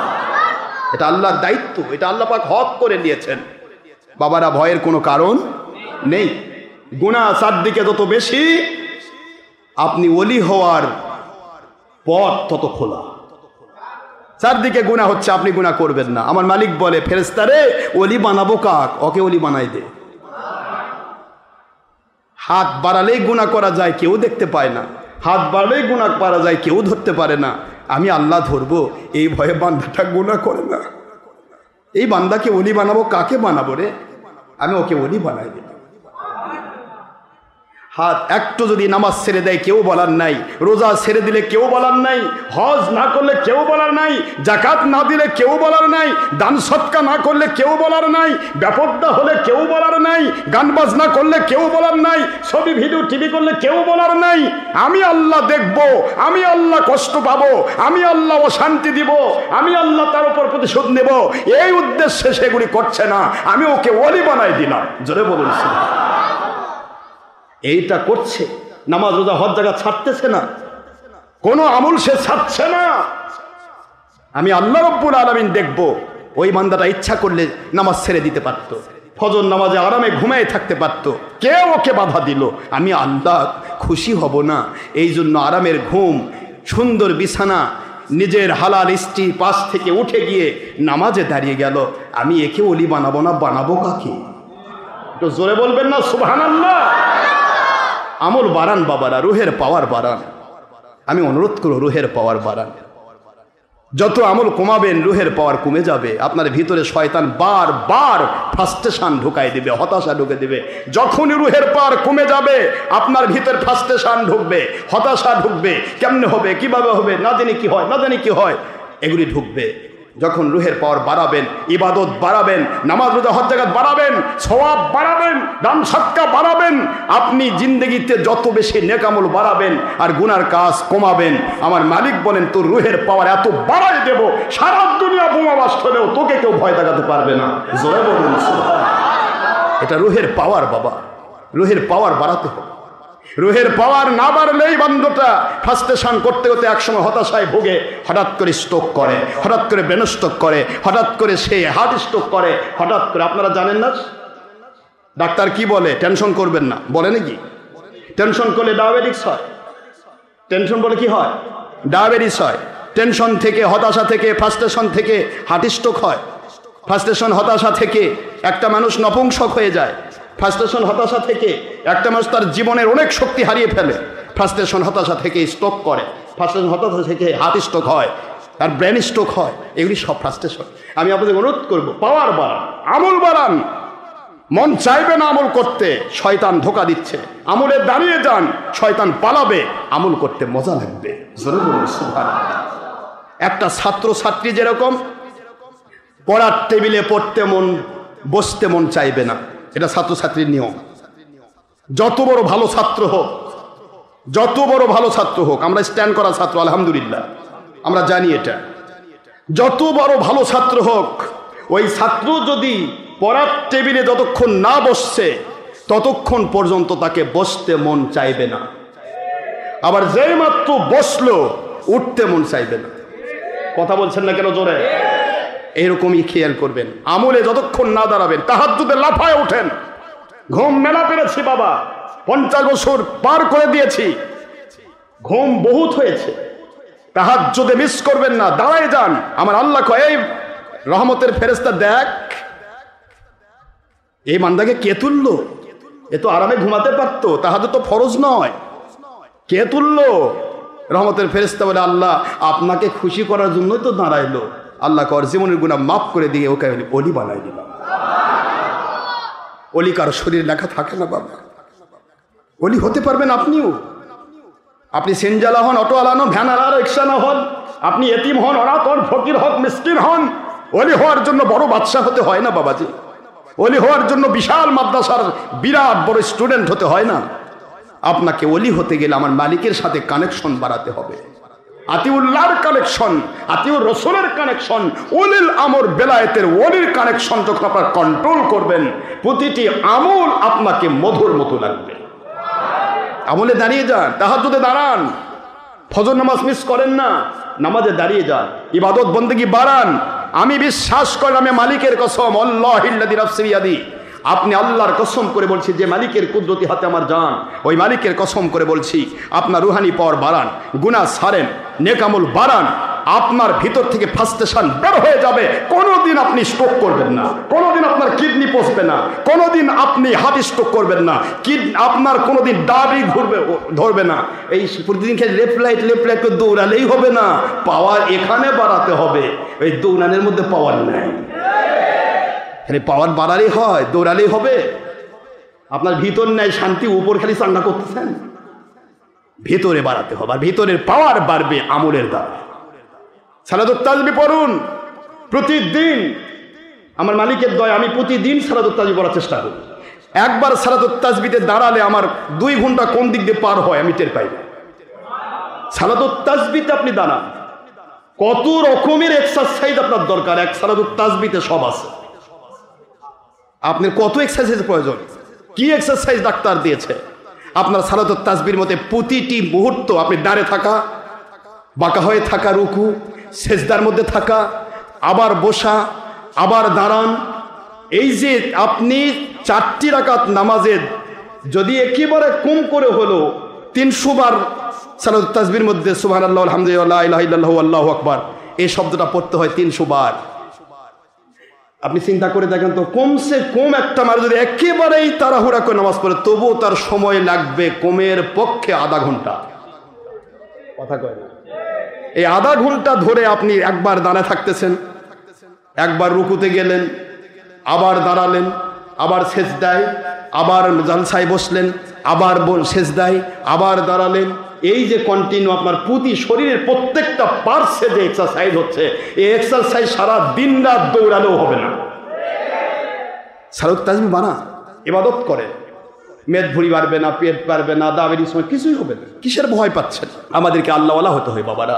যিনি আমাদেরকে বিপদ থেকে, অসুখ থেকে রক্ষা করবেন, তাকে ছেড়ে দিয়ে আমরা লেফট লাইট নিছি বিপদ। সকালবেলা মহিলা দেখি দৌড়াচ্ছে, হাই কপাল। আমার রসুল পাক সাল্লাল্লাহু আলাইহি ওয়াসাল্লাম সাহাবায়ে কেরামগণ কোনো মহিলা রাস্তায় দৌড়ায়নি কোনোদিন, ওদের তো কোনোদিন ডায়াবেটিস হয়নি। মহিলাকে বেপর্দা হয়ে দৌড়াবার করেছে আল্লাহ। এগুলা ফ্রাস্ট্রেশন, ভিতরের হতাশা। এই হতাশাগুলি মানুষকে বহু দূর নিচে নামিয়ে দেয়। এমনকি যদি বলে দেয় যে ডাক্তার সাহেব বলে দেয় আপনাকে প্রতিদিন একবার এই অসুখ ছাড়তে হলে প্রতিদিন একবার আমার সাথে দেখা করা লাগবে, ও মহিলা তাও করবে। কথা কোনো দেখেন, কিন্তু প্রতিদিন আমার আল্লাহর সাথে দেখা করার চিন্তা তো আপনার নাই। একটা ডাক্তার যদি বলে প্রতিদিন মহিলা তোমার উপর বদ্দা করা ফরজ, একদিন ফরজ মানবা নাকি আমার সাথে প্রতিদিন 5 বার দেখা করবা? আমার সাথে প্রতিদিন 5 বার যদি দেখা করো তাহলে তোমাকে এমন মেডিসিন দেবো তোমার অসুখ ভালো হয়ে যাবে। আমার বাংলাদেশি মহিলা আলহামদুলিল্লাহ নামাজ পড়ে না 5 ওয়াক্ত, কিন্তু ডাক্তারের সাথে প্রতিদিন 5 বারে যা 10 বার দেখা করলেও করবে। কথা কোনো দেখে কি হচ্ছে? যিনি অসুখ ভালো করে দিবেন তিনি, তার কোনো ভ্রুক্ষেপই নাই। আর যে নিজের অসুখ নিজে সারাতে পারে না, তার নেংটি ধরে ঘুরতেছেন। কি ব্যাপার? আমার দিকে তাকান, লুক অ্যাট মি, আমার দিকে তাকান। আমার মালিকের দয়ায় আজ অবধি আমাকে কোনো ডাক্তারের শরণাপন্ন হতে হয় না। বিশ্বাস হচ্ছে না?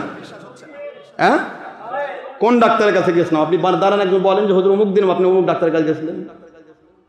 আমার মালিকের দয়া, আমি মানুষ না। কথা কই, আমি মালিকের গোলাম নই। আপনি দিনে সকালে খাইছেন, বিকালে না খাইলে ক্ষুধা লাগে। আমার মালিক দয়া করলে আমি একবার সেহরি খালে পরের দিন সেহরি পর্যন্ত ক্ষুধা লাগে না। আমার অসুখ ঢুকবে কোন দিক দিয়ে বলেন আপনি? ঢুকবে কোন দিক দিয়ে? আর ঢোকার রাস্তায় তো নাই। অসুখ ঢুকতে গিয়ে কয় আল্লাহ এর মধ্যে ঢুকবো কেমনে, সব রাস্তা বন্ধ। আপনি নিজেকে তৈরি করেন, মালিক সাহায্য করবে। মানুষ যদি আল্লাহমুখী হয়, আমার মালিক তাকে দুনিয়া থেকে বিরাট করে আল্লাহ পাকের সান্নিধ্য দান করেন। এটা পাওয়ার, এ পাওয়ার আল্লাহ প্রদত্ত নিয়ামত। সুস্থ থাকা আমার আল্লাহর খাস নিয়ামত, এটা মালিকের নিয়ামত। বাবাজিরা আমার, শেষ করে দিব, সময় বেরিয়ে গেল। নবীজি পাক সাল্লাল্লাহু আলাইহি ওয়াসাল্লাম বলেন, একটা মানুষ যতই আল্লাহওয়ালা দাবি করুক, শয়তানের ধোঁকা থেকে বাঁচা বড় মুশকিল। চারিদিকে গুনাহ ছড়ে আছে, কোনো না কোনো গুনার সাথে ওই মানুষটির যোগসূত্র হতে পারে। আল্লাহর হাবিব বলেন, গুনাহগুলি মাফ করে দেওয়ার জন্য আমার আল্লাহ পাক তাকে হয়তো সন্তান না দিয়ে পরীক্ষা করেছে, নয়তো বা ভালো স্ত্রী না দিয়ে পরীক্ষা করেছে, নয়তো বা খান্নাস স্ত্রী দিছে, সারাদিন জ্বালায়। কথা কয় না কেন? আছে না এরকম মহিলা? তার গুনাহগুলি মাফ করে দেওয়ার জন্য জালেম স্বামী দিয়েছেন, জুলুম করে, আর স্বামীর জুলুমের কারণে তার গুনাহ মাফ হয়ে যায়। সুবহানাল্লাহ বলেন। তাই বলে পুরুষের আবার জুলুম করবেন না, আপনি কিন্তু জালেম হবেন। বইয়ের উপর জুলুম করা যাবে? জালেম কোনোদিন রহমত পাবে? আমি শুধু বলতেছি, হুজুর সাল্লাল্লাহু আলাইহি সাল্লাম শিক্ষা দিলেন, এভাবে করে তার জীবনের গুনাহগুলি কাটতে থাকে। কাটতে কাটতে কাটতে কাটতে জীবনে অনেক রকমের জীবন চলার পথে হয়তো বা সুস্থ অসুস্থতা দিয়ে পরীক্ষা করা হলো, এবং অসুস্থ বানিয়ে দিয়ে তার গুনাহ মাফ করে দেওয়া হলো, বিপদে ফেলে গুনাহ মাফ করে দেওয়া হলো। বুঝতে পারতেছেন? এইভাবে গুনাহ মাফ করতে করতে মৃত্যুর সময় আসা পর্যন্ত ওই বান্দার যদি আরো কিছু গুনাহ থেকে যায়, আমার আল্লাহ যেহেতু ওয়াদা করেছেন, কবরে আমার মুমিন মুত্তাকিকে আমি নিষ্পাপ করে তুলবো। জোরে বলুন সুবহানাল্লাহ। এই জন্য মরণের সময় তার মৃত্যুর জাকানদানিটা একটু বাড়িয়ে দেওয়া হয়, মৃত্যুর যন্ত্রণা বাড়িয়ে দেওয়া হয়। আর এই যন্ত্রণার মধ্যে ওই মুমিনের ঈমান আমার আল্লাহ পাক হেফাজত করেন। রাসূলের ওসিলায়, মুর্শিদি ওসিলায় তার ঈমান হেফাজত হয়ে যায়। যন্ত্রণার মধ্যে থেকে তার জীবনের সমস্ত গুনাহগুলিকে মাফ করে দিয়ে আমার আল্লাহ তাকে কবরের ভিতরে নিষ্পাপ অবস্থায় তোলে।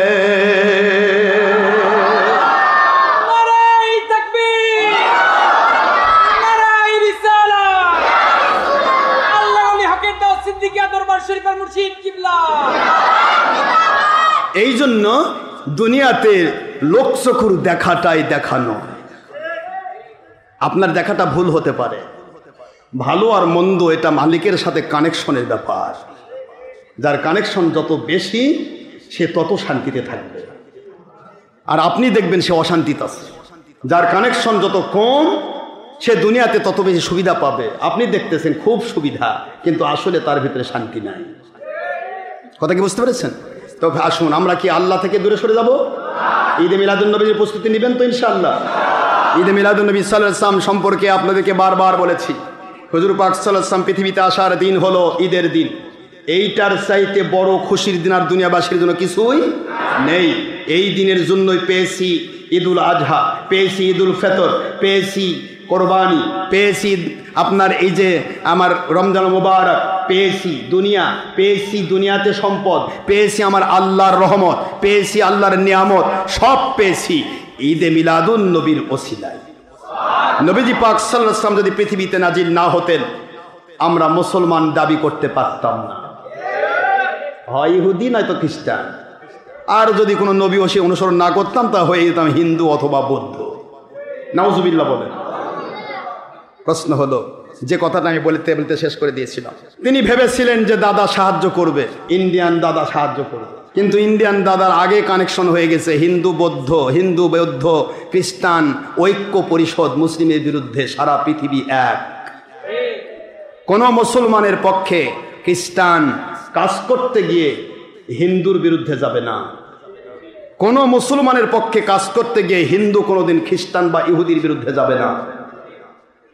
উপরে লেভেল দেখালেও শুধুমাত্র ব্যবসা করার নীতি। এই যে এখন চায়না আগাচ্ছে না, চায়না, জাপান, এটা হলো বৌদ্ধিস্ট। এরা এখন দেখতেছে এতদিন তো দাদারা খুব ব্যবসা করছে একচেটিয়া, শেষ পর্যন্ত ইলিশ মাছ বাংলাদেশি পাই না, সব দাদা খায়। এবার আমি একটু খাওয়া শুরু করি না কেন? কথা করে দেখেন, এখন চায়নাও দৌড়াচ্ছে। আপনারা ভাবতেছেন বাংলাদেশকে সাহায্য করতেছে। আজ অবধি পৃথিবীর কোনো কাফের মুসলমানদের সাহায্য করে নাই। যতটুকু করেছে তার সে 3, 4, 5 গুণ নিয়ে গেছে। এ বাংলাদেশ নিয়ামতে ভরা, শাহজালালের পুণ্যভূমি, শাহপরানের পুণ্যভূমি, মাইশার বলখি, শাহ মখদুমের পুণ্যভূমি। দেশটা ছোট, নিয়ামতে ভরপুর। কিন্তু আমার মালিকের দয়ায় ইমাম মাহদী আলাইহিস সালাম জাহির হবে। কারো জুলুমই আল্লাহ পাক কখনো সহ্য করবেন না। নির্দিষ্ট একটা টাইম আল্লাহ পাক ছেড়ে দেন। আল্লাহ এটা স্পষ্ট বলেছেন, আল্লাহ স্পষ্ট বলে দিয়েছেন যে আমি আল্লাহ পাক তাদেরকে একটু ছেড়ে দে, ঢিল দিয়ে দে। ওয়ায়ামুদ্দুহুম ফি তুগিয়ানিহিম ইয়ামাহুন, আমি তাদেরকে একটু ঢিল দিয়ে দিই, দেখি কি করে। তারপরে যখন জুলুমের স্টিম রোলার হয়ে যায়, বেড়ে যায়, আমি আল্লাহ তখন ছোট্ট জিনিস দিয়ে তাদেরকে কাবু করে দিই। এটা আল্লাহ পাকের কুদরতি খেলা। তা আমরা সবাই চেষ্টা করব কখনো কোনো ইহুদি, নাসারা, মুশরিক মুখী কোনো মুমিন হতে পারে না। আমি অন্তর্বর্তীকালী সরকারকে বলছি, আমি আপনাকে অনুরোধ করব, মানুষকে কাজ দেন, মানুষ কাজ করে খায়। হালাল রুজি কামাই করা ফরজ। পারতপক্ষে প্রয়াত সরকারগুলো যেগুলি করেছে, টাকার মধ্য থেকে ছবি বের করেন, টাকার মধ্য থেকে ছবি বের করেন। টাকার মধ্যে থাকবে শুধুমাত্র আল্লাহ পাক রব্বুল আলামিনের নিশানা, কোন প্রকার মানুষের ছবি থাকবে না। সারা বাংলার সমস্ত মূর্তি ভেঙে ফেলুন। হিন্দুদের মূর্তি নয়, আবার লাকুম দীনুকুম ওয়ালিয়া দিন, তাদের ধর্ম তারা মানবে। আমার মুসলমান নামে যত মূর্তি আছে সব ভাঙতে হবে। একটাও মুসলমান মূর্তি রাখতে পারে না হিন্দুর মূর্তি ছাড়া। এগুলি করে দেশের মানুষ যথেষ্ট শান্তিতে আছে। মানুষ গাড়ি চালাচ্ছে, একটা ছেলে ভিআইপি এমএ পাস করে হলেও সে অটো চালাচ্ছে, আরাম করে 500, 700, 1000 টাকা কামাই করতেছে। দেশের মানুষকে কাজ শিখান, কাজ দেন, মানুষকে আল্লাহওয়ালা বানান, মানুষকে অক্ষম না বানিয়ে সক্ষম বানান। এটা আমাদের প্রস্তাব। তাছাড়া কিন্তু আওয়ামী সরকার যখন পালাইছে, অন্যায় করবেন না, কারোর উপর জুলুম করবেন না, খবরদার। ইসলাম ইসলামের ধারায় চলবে। বাংলাদেশের মুসলমান 97% মুসলমানের দেশ বাংলাদেশ। সুদ বন্ধ করেন, ঘুষ বন্ধ করেন, জেনাবা বিচার বন্ধ করেন, চুরি ডাকাতি বন্ধ করেন। সুদ ঘুষ দিয়ে গোটা এলাকা ধ্বংস হয়ে গেছে, বন্ধ করুন। যত রকমের নেতৃত্বে আছে স্বৈরাচারিতা, দুর্নীতি, এগুলি বন্ধ করেন। দেশের উপর আল্লাহর রহমত নাজিল হবে। গণ অভ্যুত্থানের মাধ্যমে খেলাফত জারি হয়। বাংলাদেশে যদি আল্লাহওয়ালা থাকতো, মুমিন মুসলমান সত্যিকারের মৌলবী মুর্শিদ, বাংলাদেশের এই অভ্যুত্থানের ভিতরে খেলাফত নাজিল হতে পারত। তা তো করবে না, কারণ বাংলাদেশের ইসলামের রাজনীতি করে তাদের একটাই ধাই, বলতেছেন তাই করব। উপরে আছে ইসলাম, কথা কয় না। দেখেন উপরে লেভেল কি ইসলাম, মানে ঠিক যেন লেজে গোবরে একটা মোষ যেরকম অলস যে মহিষ, ওটা যেমন শুয়ে থাকে এমন ভাবে লাদা দেয়, আর লাদার লেজ এক করে গোটা শরীর লাদ দিয়ে মাগে ফেলে। তা আমাদের অবস্থা ঠিক দেশের তাই হয়ে যায়। তা কয় তাই কে রে, তোমার কি আল্লাহ নাই? খেলাফতমুখী হয়ে যান, ওলিয়া উলামুখী হয়ে যান। ইমাম মাহদী আলাইহিস সালামের সৈনিক তৈরি করেন। যে গণ অভ্যুত্থান ঢাকা ইউনিভার্সিটি থেকে হয়েছে, বাংলাদেশের সমস্ত ছাত্র জনতা যে গণ অভ্যুত্থান করেছে, এই ছাত্র জনতা দিয়েই খেলাফত জাহির হওয়া সুযোগ ছিল। যেখানে আর্মি পার্সন, সেনাবাহিনী পর্যন্ত অফ হয়ে গেছে, এ দেশে তো খেলাফত এখনই জারি হওয়ার দরকার ছিল। মৌলভী মুন্সি গেলে কোথায়?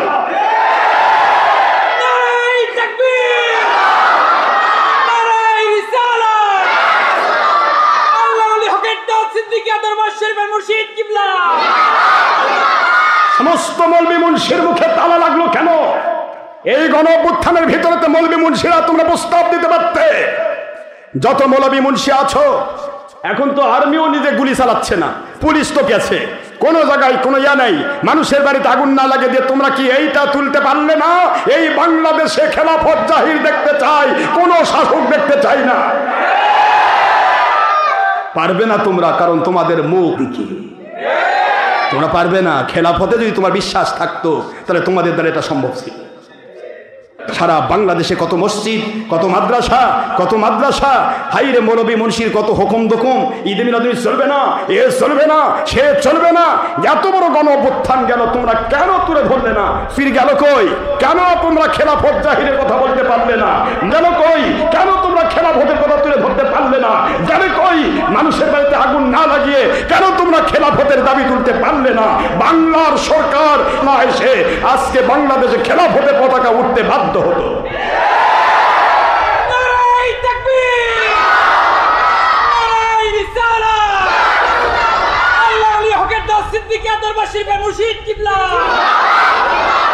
কোথায় গেলে তোমরা? তোমাদের প্রতিশোধ নেওয়া নিয়ে ব্যস্ত, আর ওরা ওদিকে লুপে নিচ্ছে দেশের সব সম্পদ। শতধিক এই সমস্ত জাহেল মুন্সিদের জন্য, যারা নবীর ঈদে মিলাদুন্নবীর বিরোধী, এজিদের রহমতুল্লাহ কর হোসেনের বাইরে চলে যায়, আমাদের বিরুদ্ধে অলি আউলিয়া কিসের আবার অলি মাজার ঘুরিয়ে দাও, এগুলাতে তোমরা ব্যস্ত, আর ওদিক বসাই দিছে।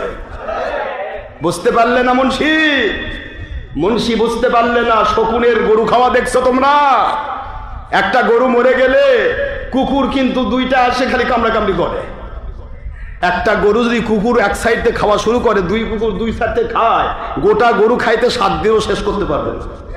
কিন্তু কুকুরে লাগে দেয় কামড়াকামড়ি, আর শকুনের ওস্তাদ কয় চুপ করে থাক, ওরা যখন কামড়াকামড়ি করবে তোরা যে বস্তুগুলা খাবিস। যেই মাত্র ওরা কামড়াকামড়ি লাগলো দুই কুকুরে, এবারে অর্ডার শুনে পুরা শকুন বাহিনী সে গোস্ত সব তুলে নিল, থাকলো হাড্ডিগুলো। দুই কুত্তা কামড়াকামড়ি করে পরে দেখলে হাড্ডি চাপাচ্ছে, হাড্ডি কামড়াচ্ছে। এই বাংলার মুন্সিকের অবস্থা তাই। বাংলার মুন্সি মৌলবী তোমাদের দেখে বড় আশ্চর্য লাগে আমার। ছবি করো, ভিডিও করো, টিভি করো, মহিলা ব্যাপারটা বাকবাকুম, এই মহিলা আমার নেতৃত্ব হারাম, আবার মহিলা নেতৃত্বের আমি আসি, সবকিছু করে তোমাদের জিন্দগি শেষ হয়ে গেছে। কুকুরের মতো হিংসা বিদ্বেষ করে পরস্পরের মধ্যে মারামারি কামড়াকামড়ি করবে, আর ওই মুহূর্তে এসে ঢুকে গেল গোস্ত খায়া শেষ। এই কামড়াকামড়ি করে জিন্দগি তোমাদের যাবে। আসো, সময় আছে এখনো, খেলাফতের দিকে চলে আসো। আমার আল্লাহ ওয়াদা করেছেন, ওয়াদা আল্লাহুল্লাযীনা আমানু মিনকুম ওয়া আমিলুস সালিহাতি লা ইস্তাখলিফান্নাহুম ফিল আরদ। সূরাতুল নূরের 55 নম্বর আয়াত স্পষ্ট করেছেন আল্লাহ পাক, মুমিন মুত্তাকি রে, তোমাদের ঈমান আর আমলের বিনিময়ে, তোমাদের নবী প্রেম ঈমানের মধ্য দিয়ে আমি আল্লাহ পাক সারা জগতে কোরআন সুন্নাহর খেলাফত জাহির করে দিব। জোরে বলুন সুবহানাল্লাহ। কিন্তু আমরা তো প্রতিশোধ নিতে হিংসা বিদ্বেষ অহংকার নিয়ে ব্যস্ত। কখন এসে ঢুকে খায়, আবার 16 বছর খালো শকুন, আর আমরা ভিতরের মধ্যে টুপিওয়ালা কুকুরের মতো খালি কামড়াকামড়ি করতেছি। ঈদে মিলাদুন্নবী চলবে না, এটা চলবে না, আমিন জোরে কো, এইটা হোক, তো কামড়াকামড়ি করতে জীবন, তুই আর ইসলাম পাবি না। দুনিয়া তো নাই, ইসলামও তো নাই। আল্লাহ পাক আমাদের সবাইকে আল্লাহর সন্তুষ্টির উপর মজবুত থাকার তৌফিক দিন, আমিন। সত্যিকার ইসলাম মৃত্যুমন্ত্র মেরে চলার তৌফিক দান করুন, আমিন। ওমা আলাইনা ইল্লাল বালাগুল মুবিন, হাদা মা ইনদা নাফাদ, ওমা ইনদাল্লাহি রাসূলিহি সাল্লাল্লাহু আলাইহি ওয়াসাল্লাম। সুবহানাকাল্লাহুম্মা ওয়া বিহামদিকা আশহাদু আল লা ইলাহা ইল্লা আনতা আস্তাগফিরুকা ওয়া আতুবু ইলাইকা। আসসালামু আলাইকুম ওয়া রাহমাতুল্লাহি ওয়া বারাকাতুহু।